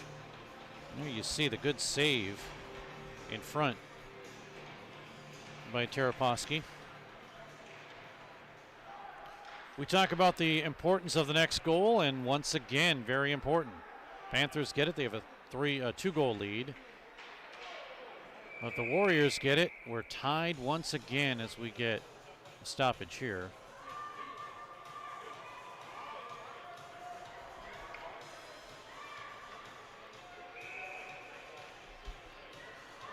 .202 remains. Garcha off the draw, pad save, Taraposki. Off the boards, sent down into the Panthers zone. Chased in by Rickert. He got upended. Panthers are able to get it out. Chado. Far side. Panthers intercept. Garcha does. 1:30 remaining. Sadownik.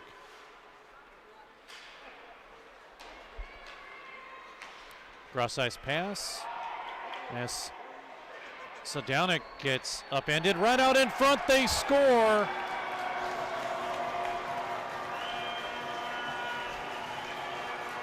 Panthers get what they need.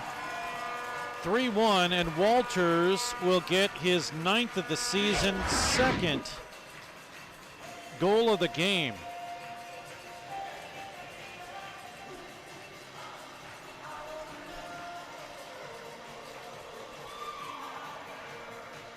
And it is a 3-1 lead for Drury.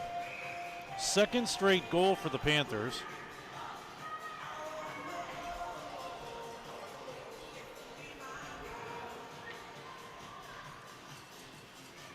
on their 18th shot.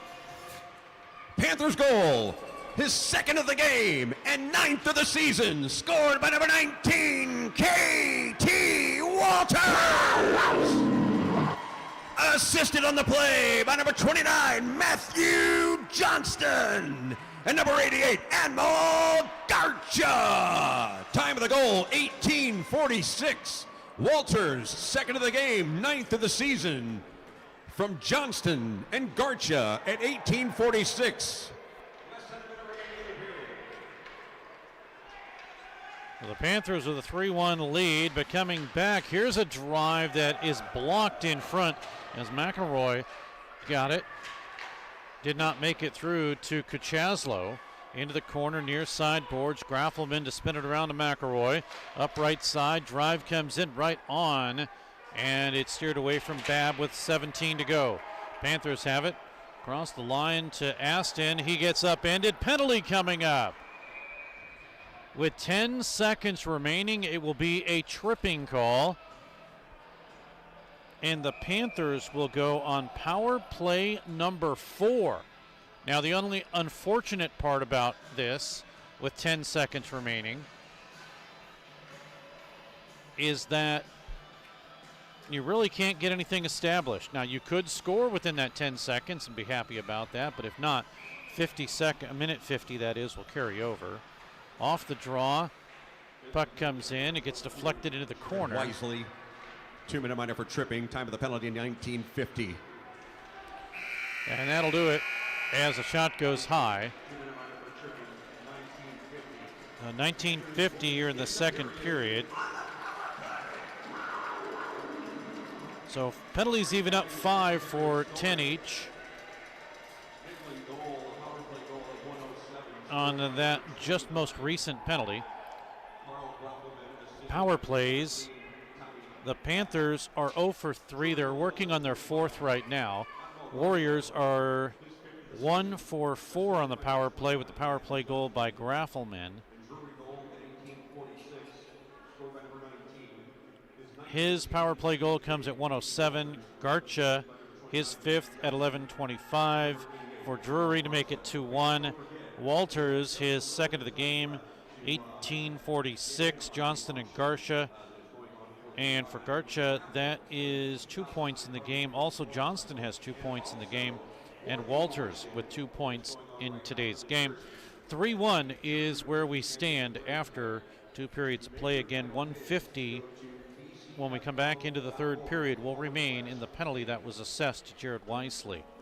So we'll take a break, and when we come back, we'll hear from Jackson Truchon of the Drury Panthers. Usually when I have an interview, they score, so let's see if he can get on the board. We'll be back.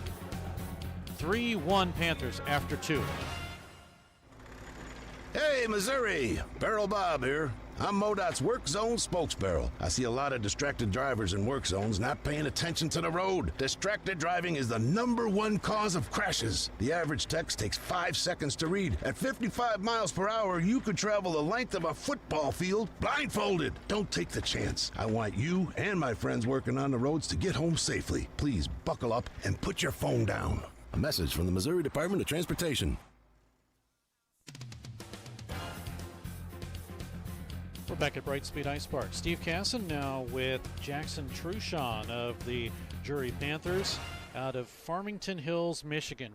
Again, for those of us who are geographically challenged, where in Michigan is that? It's about 20 minutes north of Detroit. So, I mean, kind of, Novi area or near Birmingham. That's where I'm at in Farmington Hills. Couldn't tell you. Couldn't tell you, yeah. All I just know is Michigan, and all I think about in Michigan is, let's say, what would be a good town in there that I might know of? Ann Arbor? Yeah, Ann Arbor. That's about 30 minutes. I'm 30 minutes north of that. Holland? Holland, I am south of that, like an hour. Okay, so kind of got in the middle of that. All right. A lot of hockey up there, though, right? Yeah. Oh, yeah. Tons of hockey up there. Then did you start playing when you were a little kid? Yeah, I started playing when I was 4 years old, and then from there I even probably saw an ice rink until I started playing, so it just kind of went from there. So wait, you introduced them to the hockey rink? Oh, yeah. Now, how did you find out about it?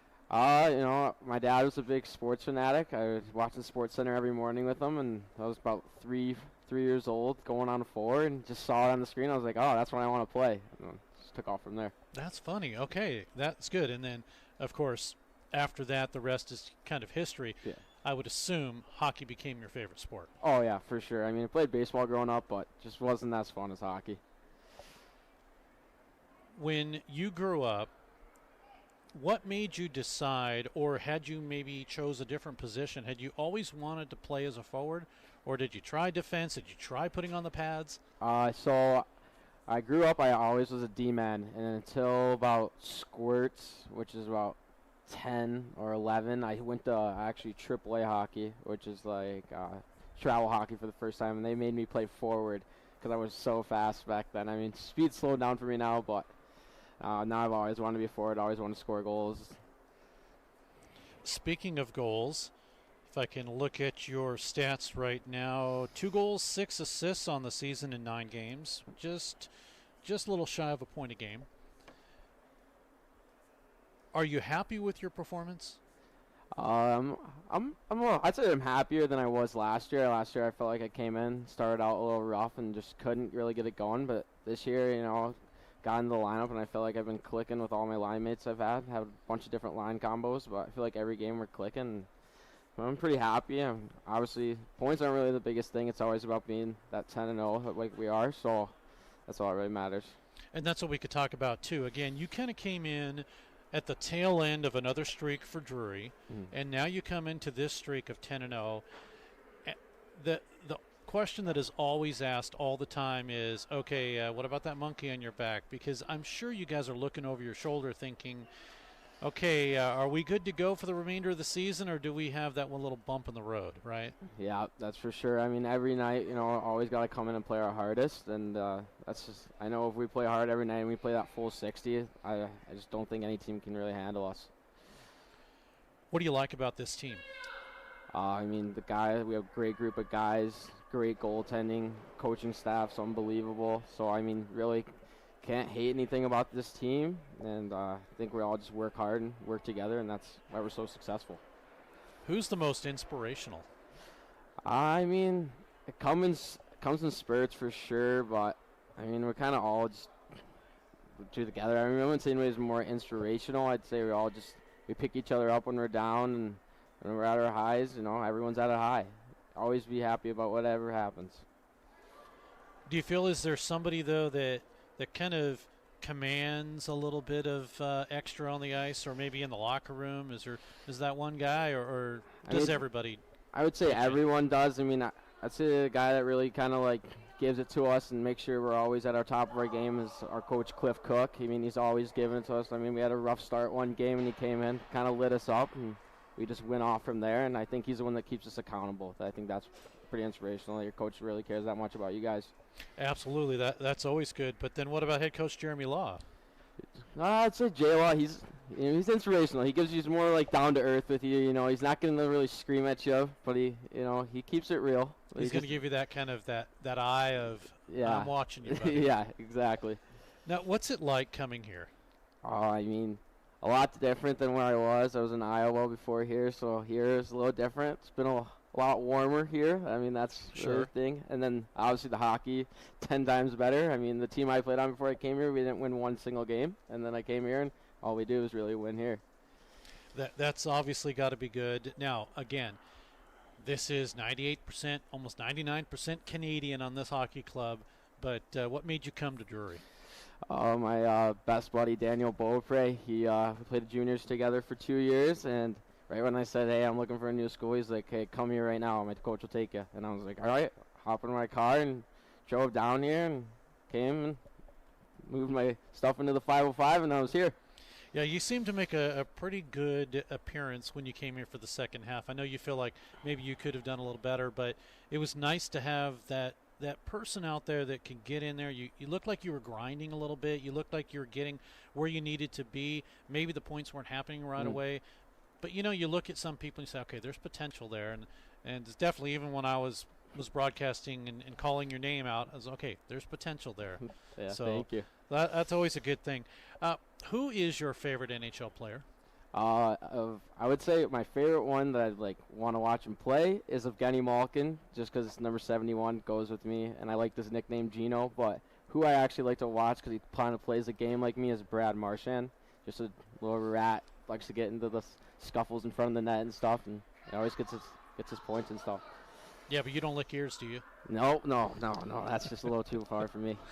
Glad he stopped that. Yeah, still does some weird things though. He had Darlene. Did you see the Darlene one where he ripped Darlene's bucket apart recently?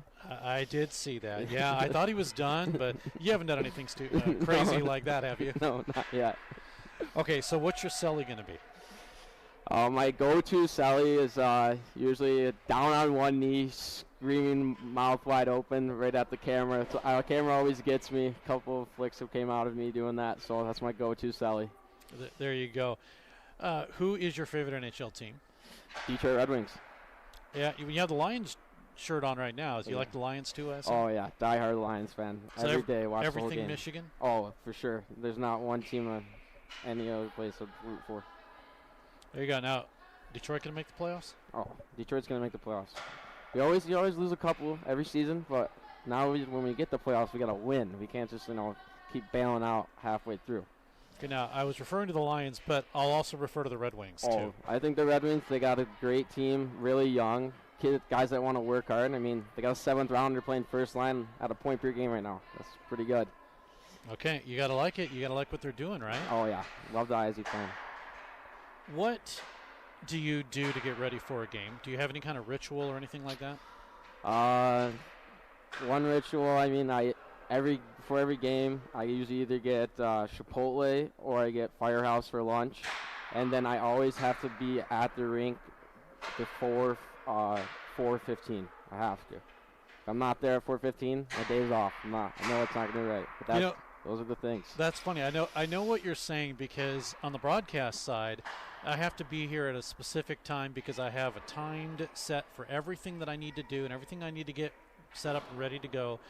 And if I'm late, it just doesn't work. Yeah. And strange thing, even if I'm early, it still doesn't work because it's always the exact same time when I'm ready to go. So do you find that the same way, where even if you're early, you're still on time? Yes, exactly. Same thing. That's why I have to be early. Like, I want to always be like the first person at the rink. Like, then I get in my groove and then I put my headphones on and start playing my music and I'm ready. There you go. That's always a good thing. What do you want to be when you grow up? I want to be a corporate lawyer. Do you now? Yep. Okay. Now, are you going to go to law school? Yes. Planning. I don't know where yet, but I'm planning somewhere. I'm in a law class right now here at Drury called Law and Society. Okay. I love it. I mean, that was actually a dumb question. Are you going to go to law school? You have to if you're going to be a lawyer. Yeah. But not like you ever seen the series Suits? Oh, yes, I have. I watched it twice now. Okay, yeah, where he remembers everything and he never was a lawyer? Yeah. But, yeah. Okay. What type of law do you think? Corporate law, so like business, negotiations, stuff like that. But also I want to be kind of like an agent, so I can deal with contracts and all that. But not in hockey, because they don't make the most money. I want to go to like football or baseball. Really? Yep. Because you get more money. Because they keep their contracts under control? I don't know. Yeah, they got no, baseball has no salary cap, so. Oh, I mean, yeah, that's true. There you go right there. I mean, they get so much money, so that's kind of why I want to do that. There you go. That's always a good thing. Yeah, it is. And then do you plan though on maybe staying around hockey at all? Yeah, I mean, I want to. I mean, I always thought about being a coach, but then again, I'm like, do I really want to keep doing it? I love watching it, love playing it, but I think once my time's done, my time's done. Because I'm a sports fanatic of every sport. It doesn't matter.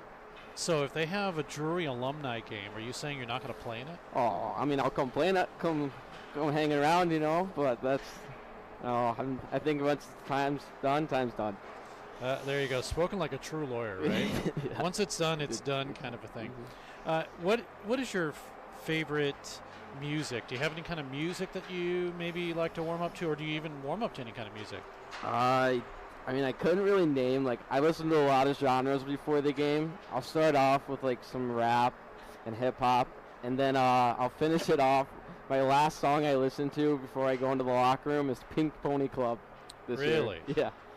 I think a lot of people listen to that right now. Yeah, it just gets me loose and makes me laugh and kind of just doesn't put too much pressure on my shoulders. I don't like to put too much pressure on myself before a game. I like to just be loose and go out there, have fun in warm-ups, and then once the puck drops, then it's time to get serious. Let's talk about your family. Do you have any brothers or sisters? I have a sister. How old is she? She is just turned 19, I believe. She goes to college at Central Michigan. Does she watch any of your games? Oh, every single one. Now, does she play hockey at all? She did when she was really young and didn't like it. So really? Yep. Did you play with her? Like, was she the goalie? No, she was more, I played goalie, and then she would shoot on me, but it only lasted a little bit, so we didn't play that much. Well, at least you were the nice brother and didn't stick her in the net. No, never. That's always good. Jackson Truchon is joining us of the Drury Panthers. Jackson, at the end of interviews, usually players will score goals during the weekend, so I always wish players more goals. I wish you more goals at the end of this interview. And so this weekend, we'll talk about it the next time, and you'll have more goals. Okay, thank you. All right. Hey, thanks so much for doing this. That's Jackson Truchon of the Drury Panthers. We'll take a break. Be back. More hockey coming up.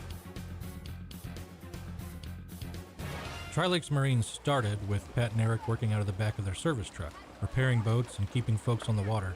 Today, Tri-Lakes Marine is the largest Yamaha outboard dealer in the state. At Tri-Lakes Marine, you will find in stock Yamaha outboards, G3 aluminum fishing boats, and a full lineup of Suncatcher pontoon boats.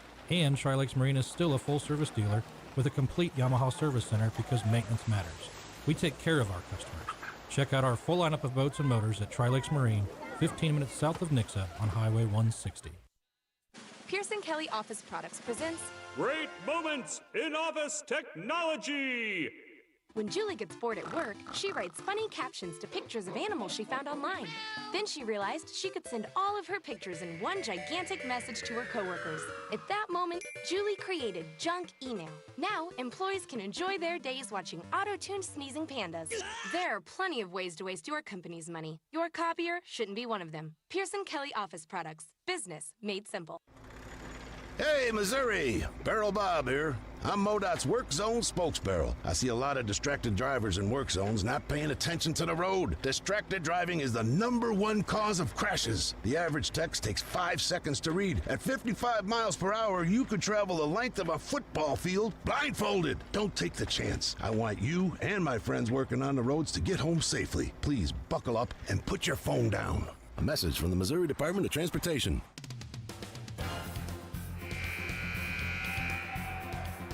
Back at Brightspeed Ice Park, Stan Melton Ice Arena. Well, you saw our center ice camera view, and yeah, that check earlier we talked about. Right there. Kind of threw our camera out of whack, and so that's the view you're going to see, is kind of a tilted version of things. Unfortunately, didn't have a chance to go reset that during intermission. Just forewarning you, it's not your PC or your television screen at all. We are underway in period number 3. The Panthers will have possession back at their own net. It'll be Sedownik. Again, 1:40 now remaining as the clock rolls in the power play. That was assessed to Larson, or make that Wisely. Panthers work the power play. They have a 3-1 lead. Garcha off the boards. Kept to Sedownik. Cross ice off the skate of Kosek. Or make that Walters, number 19, and it's cleared. 19:22 to go.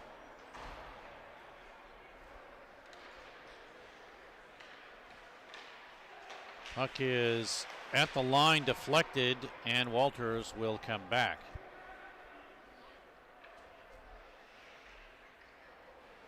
I want to thank the folks who rented out the suite next to us, and they're here to cheer on Midland. But they offered up a slice of pizza. Well, they offered more than a slice of pizza to me and took advantage of that. Although I'm eyeing all the great looking desserts that are here. No chance on that right now. Panthers drive it in. Sterling Ponick looking behind the net. Over to the far side. Chipped away and up the middle. It'll be taken away by Hood. He'll bring it out to center. Left side now to Guarienti with a drive in. Kicked out into the corner. Panthers return the favor. 3-on-2. Across the line. Into the zone. Here is a drive. Score by Beaupre.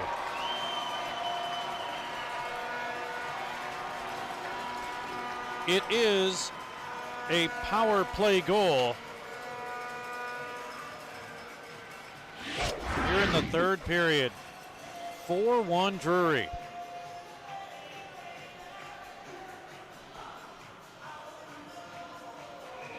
And for Beaupre, that'll be his third power play goal, 7th goal of the season. Goal, a power play goal, scored by number 8, Daniel Beaupre. The goal is unassisted. Beaupre's 7th of the season. Time of the goal, 1:44. Beaupre, unassisted power play goal at 1:44. 4 power play opportunities, 1 goal for the Panthers, and they'll take that one. 4-1.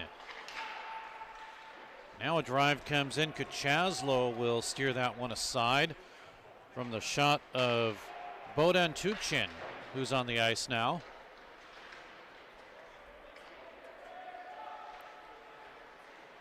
Puck up the middle. Actually, it went to the side of the net as it was going up the middle, and it'll be Kuchaslo to hold. He gets out of the scrum that's developing there.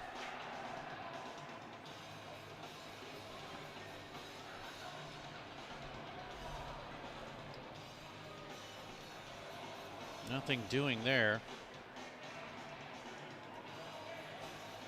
The officials say okay. Everyone break up. We'll get going again. 17:26 to go. Drury looking to improve to 12-0.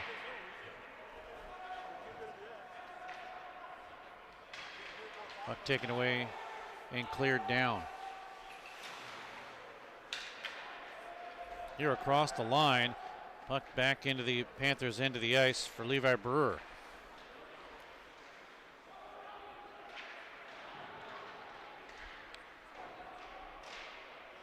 Ravenstein to intercept. He gets pushed off the play. In front of the Midland bench.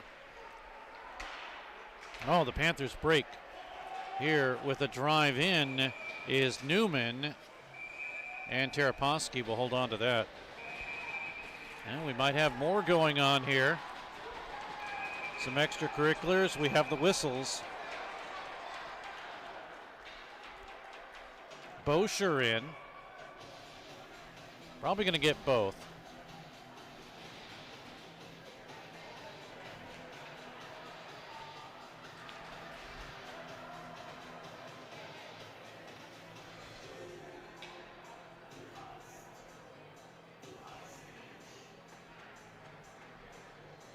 And we'll see if we have any additional penalties.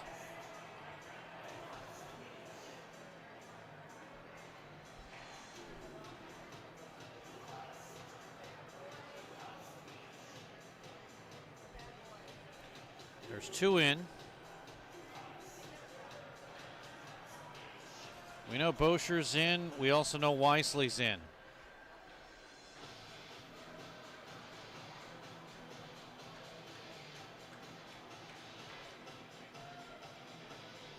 Third penalty of the night to Wisely. And 6 penalties, 12 minutes total for both teams, assuming these are minors. And there's an additional penalty that is going to be assessed to Chichado, and his is the coincidental one. There's an extra one on the board to Wisely. So 7 penalties, 14 minutes assessed to the Warriors. This is power play number 5 for the Panthers.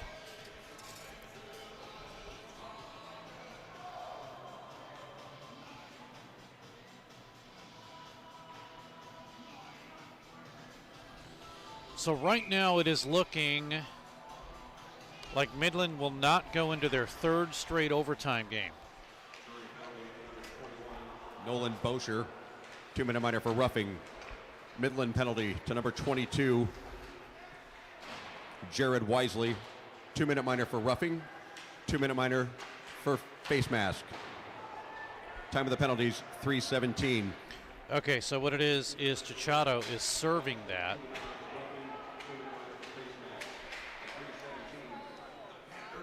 So another power play, 1:30 remaining in it. Panthers looking to go ahead, and they do by a count of 5-1. I believe this is the hat trick for Walters. I don't think it was tipped in.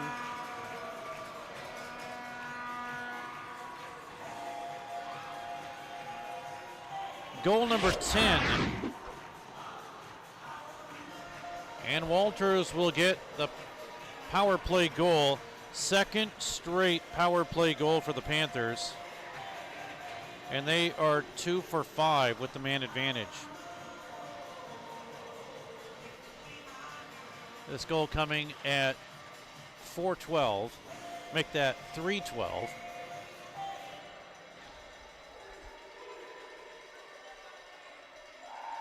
Waiting for the penalty time to get off the board. Panthers goal, a power play goal, his 4th of the season, scored by number 29, Matthew Johnston. Assisted on the play by number 19, K.T. Walters. Time of the goal, 3:52. Johnston from Walters, a power play goal at 3:52. So they're giving it to Johnston from Walters, who apparently tipped it in, so Johnston will get his 4th, as you heard. And now, with 15:30 to go in the period,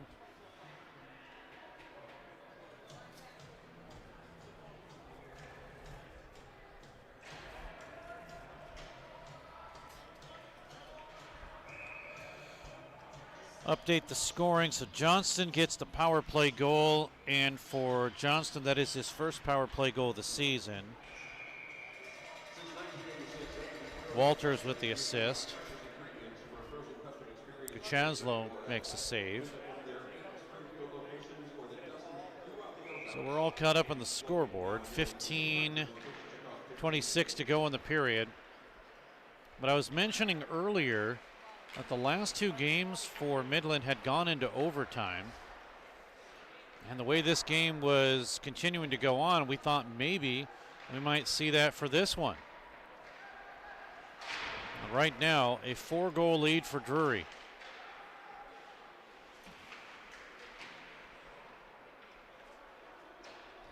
Buck back out to center. Brewer is there. Shot driven in by Slobodian. Do we get an icing here? No. Officials wave it off. 14:40 to go. Bouncing puck.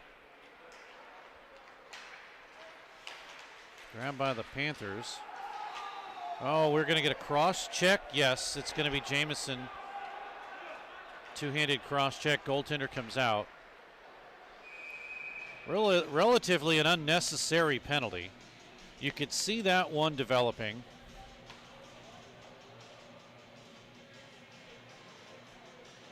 Probably retaliation for that hit. That I don't believe is the play.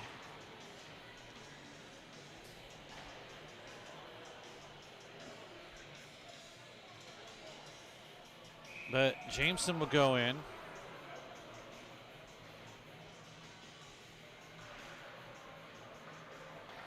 Seven penalties, 14 minutes. The number 81, Devin Jameson, 2-minute minor for cross-checking.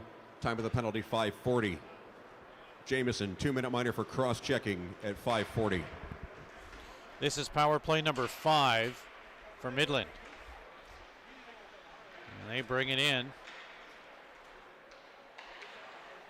Working it around now is Olsen. behind the net. Off the boards. Working his way through McEnroy. Up top, get it to Babb. Now left side drive. They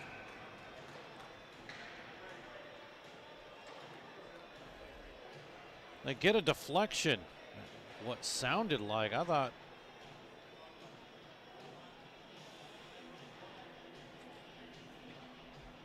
Was a puck that may have gone off the netting. Drive the draw one, and it comes out to center. It'll taken by Wisely.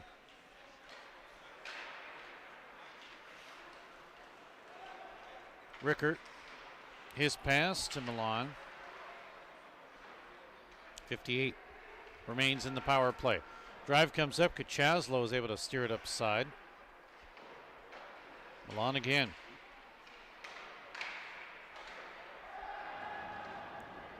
Attempted shot is blocked by Nolan Boucher.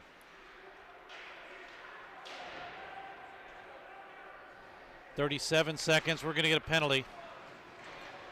It goes against the Panthers. Milan with it. He shoots in. Save through some traffic. And another penalty. So a two-man advantage for Midland for 26 seconds.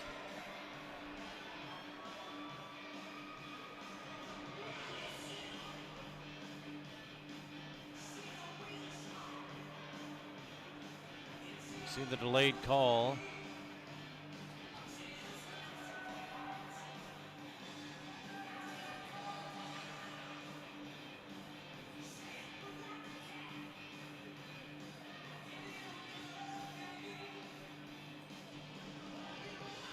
There you see the cross check.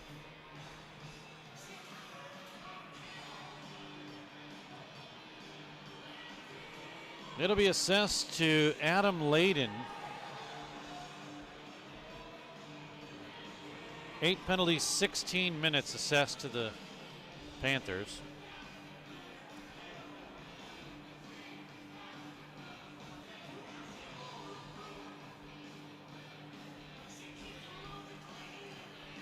A little delay here.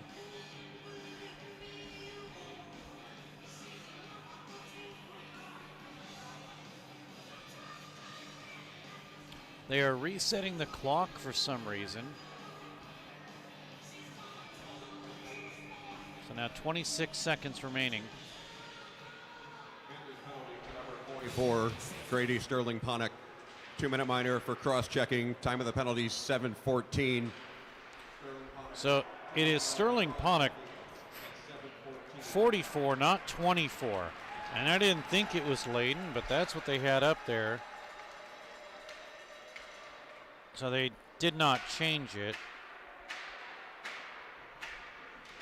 Now it is power play number 6. With a one-man advantage. 1:24 remains. Puck up top to Dilworth. Through now to Milan. Backhander in front. Blocked. Far side. Grabbed by Babb. Worked again into the corner.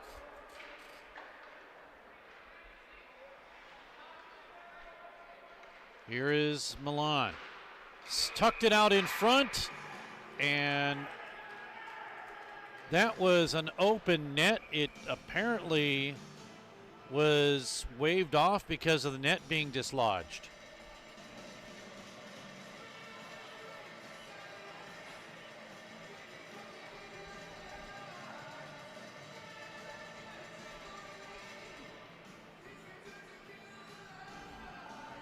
So still 5-1. 11:45 to go.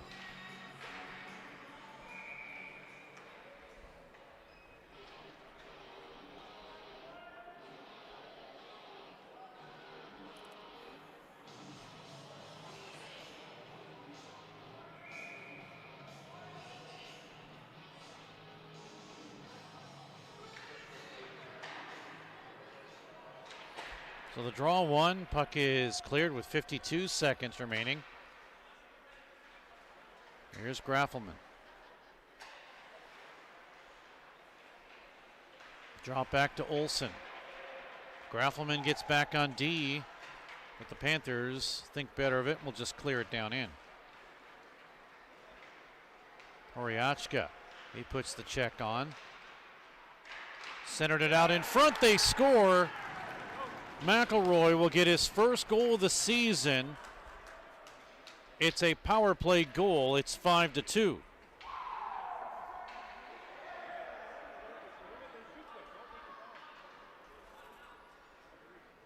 2 for 6 on the power play now.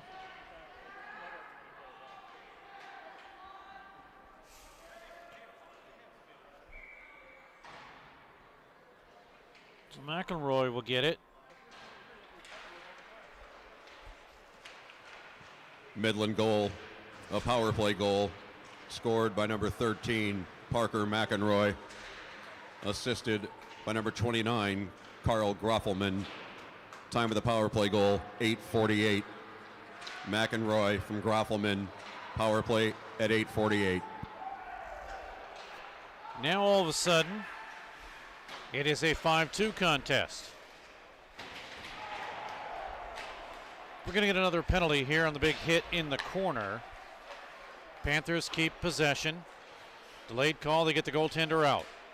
Now they give up the puck, and we'll have a power play scenario here for a roughing call.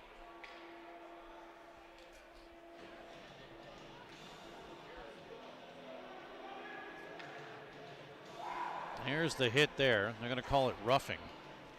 In the box, Wisely again.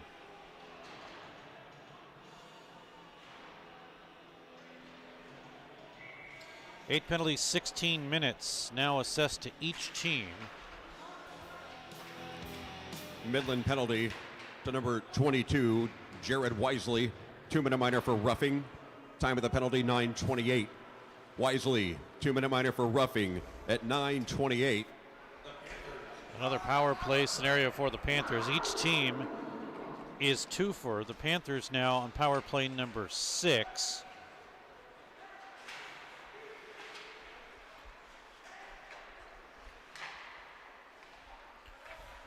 And 28 remaining. Up top. Now to Beaupre, right side. Drive in, saved by Terapowski. Up top again. Sterling Ponick. Now they get it as Aston tried to center it, but it was broken up by Garoente, and it's out to center ice.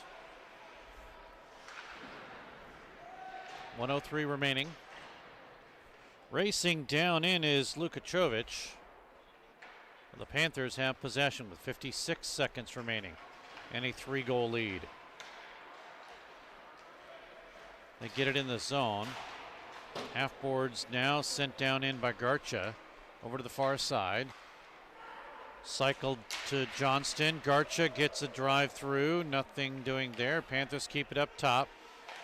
A shot in that is steered aside after the drive in front by Bosher. Terapowski makes another one on a wraparound attempt.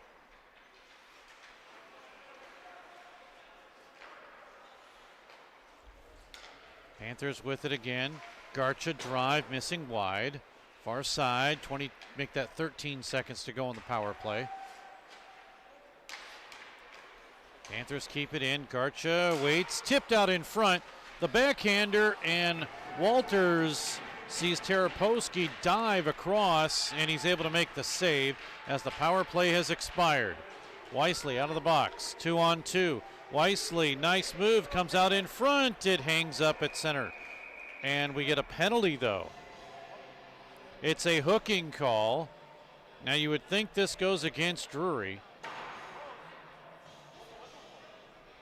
Walters apparently will get assessed for hooking.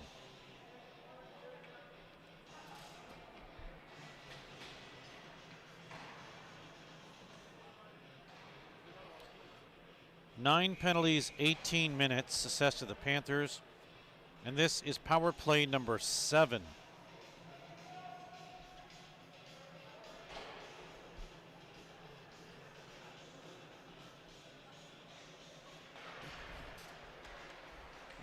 broke out. You get another one here. 2-game goal.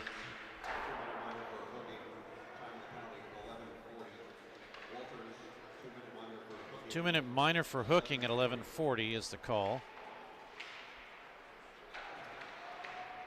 Puck to the corner off the wall. Centered it up the middle. Panthers cannot clear. Losing his stick is Aston. Now drive out in front. Blockered in the corner. Low down for Milan. Now right out in the middle is broken up from Babb. 1:22 to go. Wisely sends it down low behind the net. Puck takes a bad hop, but it is cleared by the Panthers. They get one off the ice. On now is Newman. Shoveled over to Milan. Broken up play with 1:02 to go.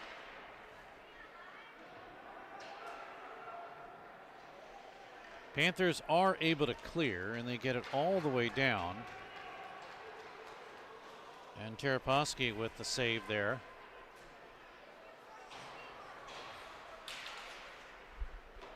Forechecking is Newman. Panthers steal, and they send it in with 36 seconds left. Down to 6:52 to go.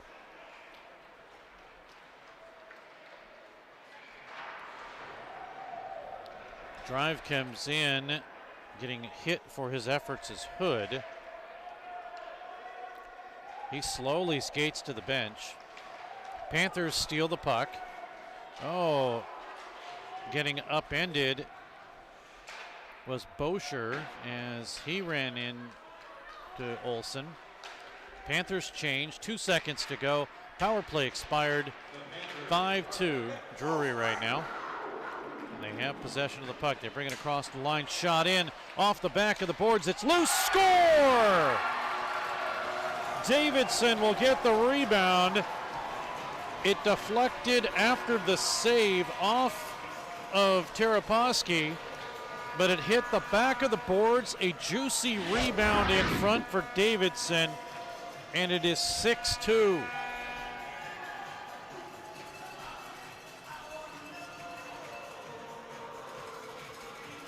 Davidson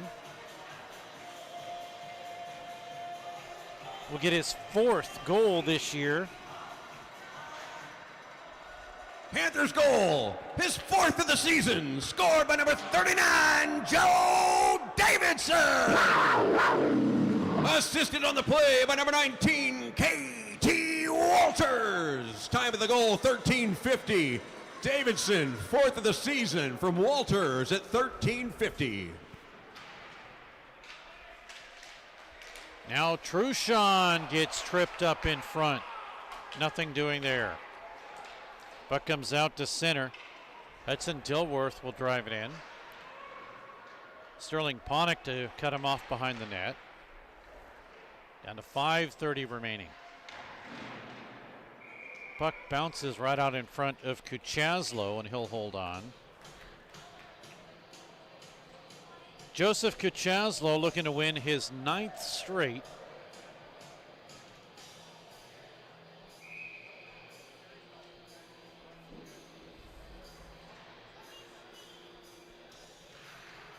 Out of Mission, British Columbia, Canada. This Drury Panther roster is about 98% Canadian. Here is a pass coming through, getting broken up as Walters couldn't get a stick on it. Slid over to the right side. Brewer's shot is blocked, tipped up over the net. On the ice now, Graffelman looked for a hit. Panthers bring it from Aston to the left side now. A shot saved by Graffelman on the drive by Ravenstein. Buck goes up into the netting.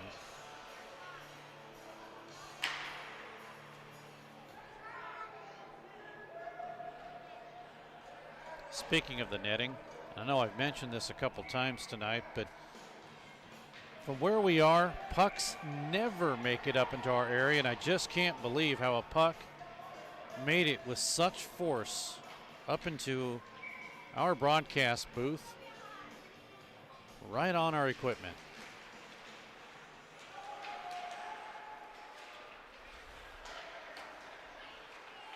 Drive in as a shot comes in by Brewer. I say that because we'd rather be bringing you this broadcast than putting a big old splash screen. There we are. There's our view. You can see the net in view. There is really no opening right there, and somehow it made it up over the opening. But again, we'd rather be bringing you this broadcast than a big old splash screen that says, sorry, no broadcast tonight. Puck in the zone now for the Panthers as Johnston tried to pass it through. Nobody there to receive the pass, and it's cleared back down, 4:16 to go.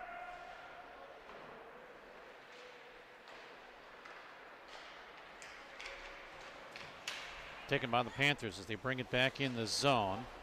Olsen pushes Garcha. Chipped away. Now Johnston. Shot blocked. Taken by O'Doherty. Cleared out to center. Some fans reacting to that thought it maybe could have been a penalty as Francis Young-Menard was hit from behind. 3:36 to go.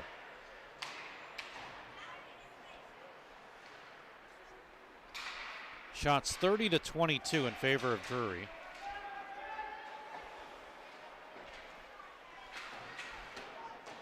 .321 remains.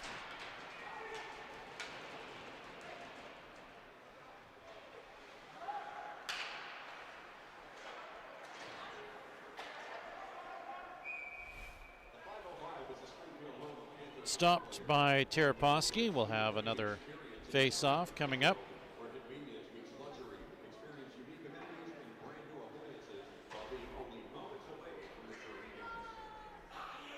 3:06 to go. In this third period, a 6-2 lead for Drury. It was Walters, then Graffelman, Garcha in the second, Walters again in the second. Power play goal for Beaupre, his 7th, made it a 4-1 game. Johnston on the power play, his 4th of the season, made it 5-1. Then another power play goal for McEnroy, make it 5-2. Davidson comes back with his 4th, 6-2 Drury right now in this third period.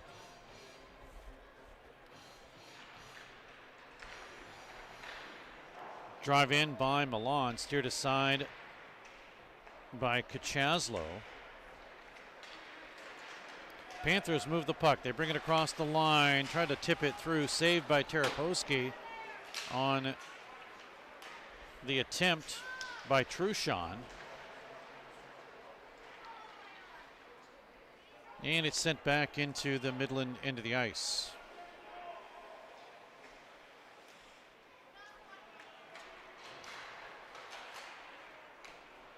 Taken by Tuchin. He'll bring it out to center ice and send it all the way down for an icing call.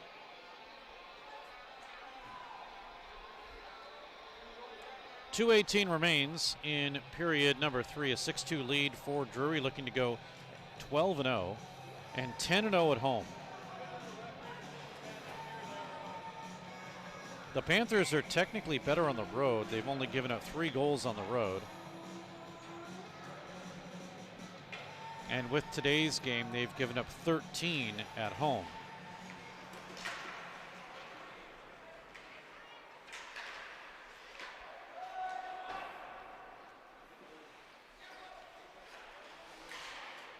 Now Tuchin will send it out to center. Panthers will intercept. Down to 2 minutes remaining in period number 3. Backhanded by Aston. That was intercepted. Taken by McElroy and sent out to center.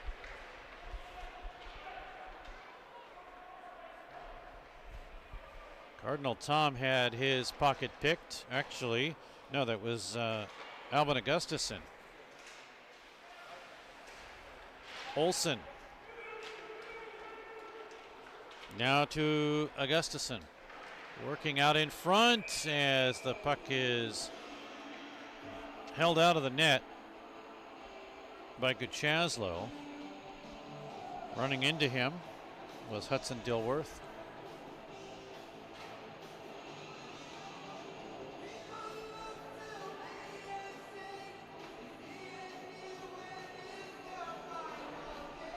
.126 remains.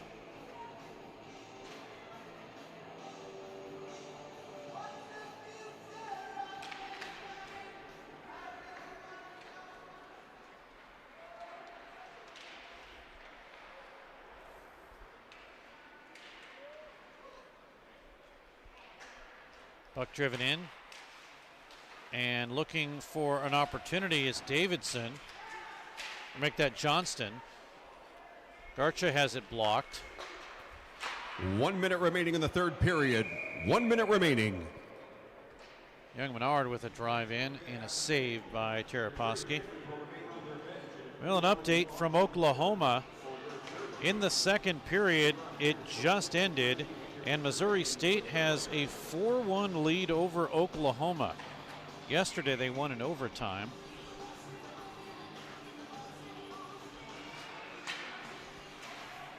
Right here it's 6-2, Drury.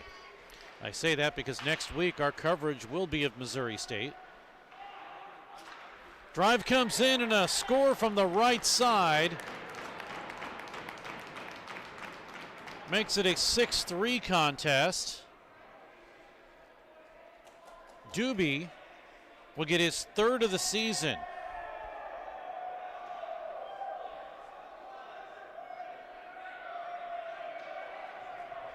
The drop back pass beats Kuchaslo.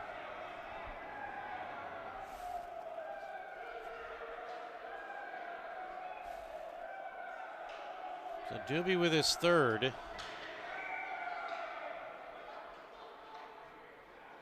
Here in the third. Midland goal scored by number 15, John Doobie. Assisted by number 28, Hudson Dilworth. Time at the goal, 19:13. Doobie from Dilworth at 19:13. So now 30 seconds remains. And a 6-3 contest. Graffelman, he'll shuttle it over to the far side. Taken by Cardinal Tom, gets it out to center. Backhanded by McElroy. Now with 10 seconds. The Panthers are going to hold it there. No pressure. Time will run out. And Drury will sweep the weekend.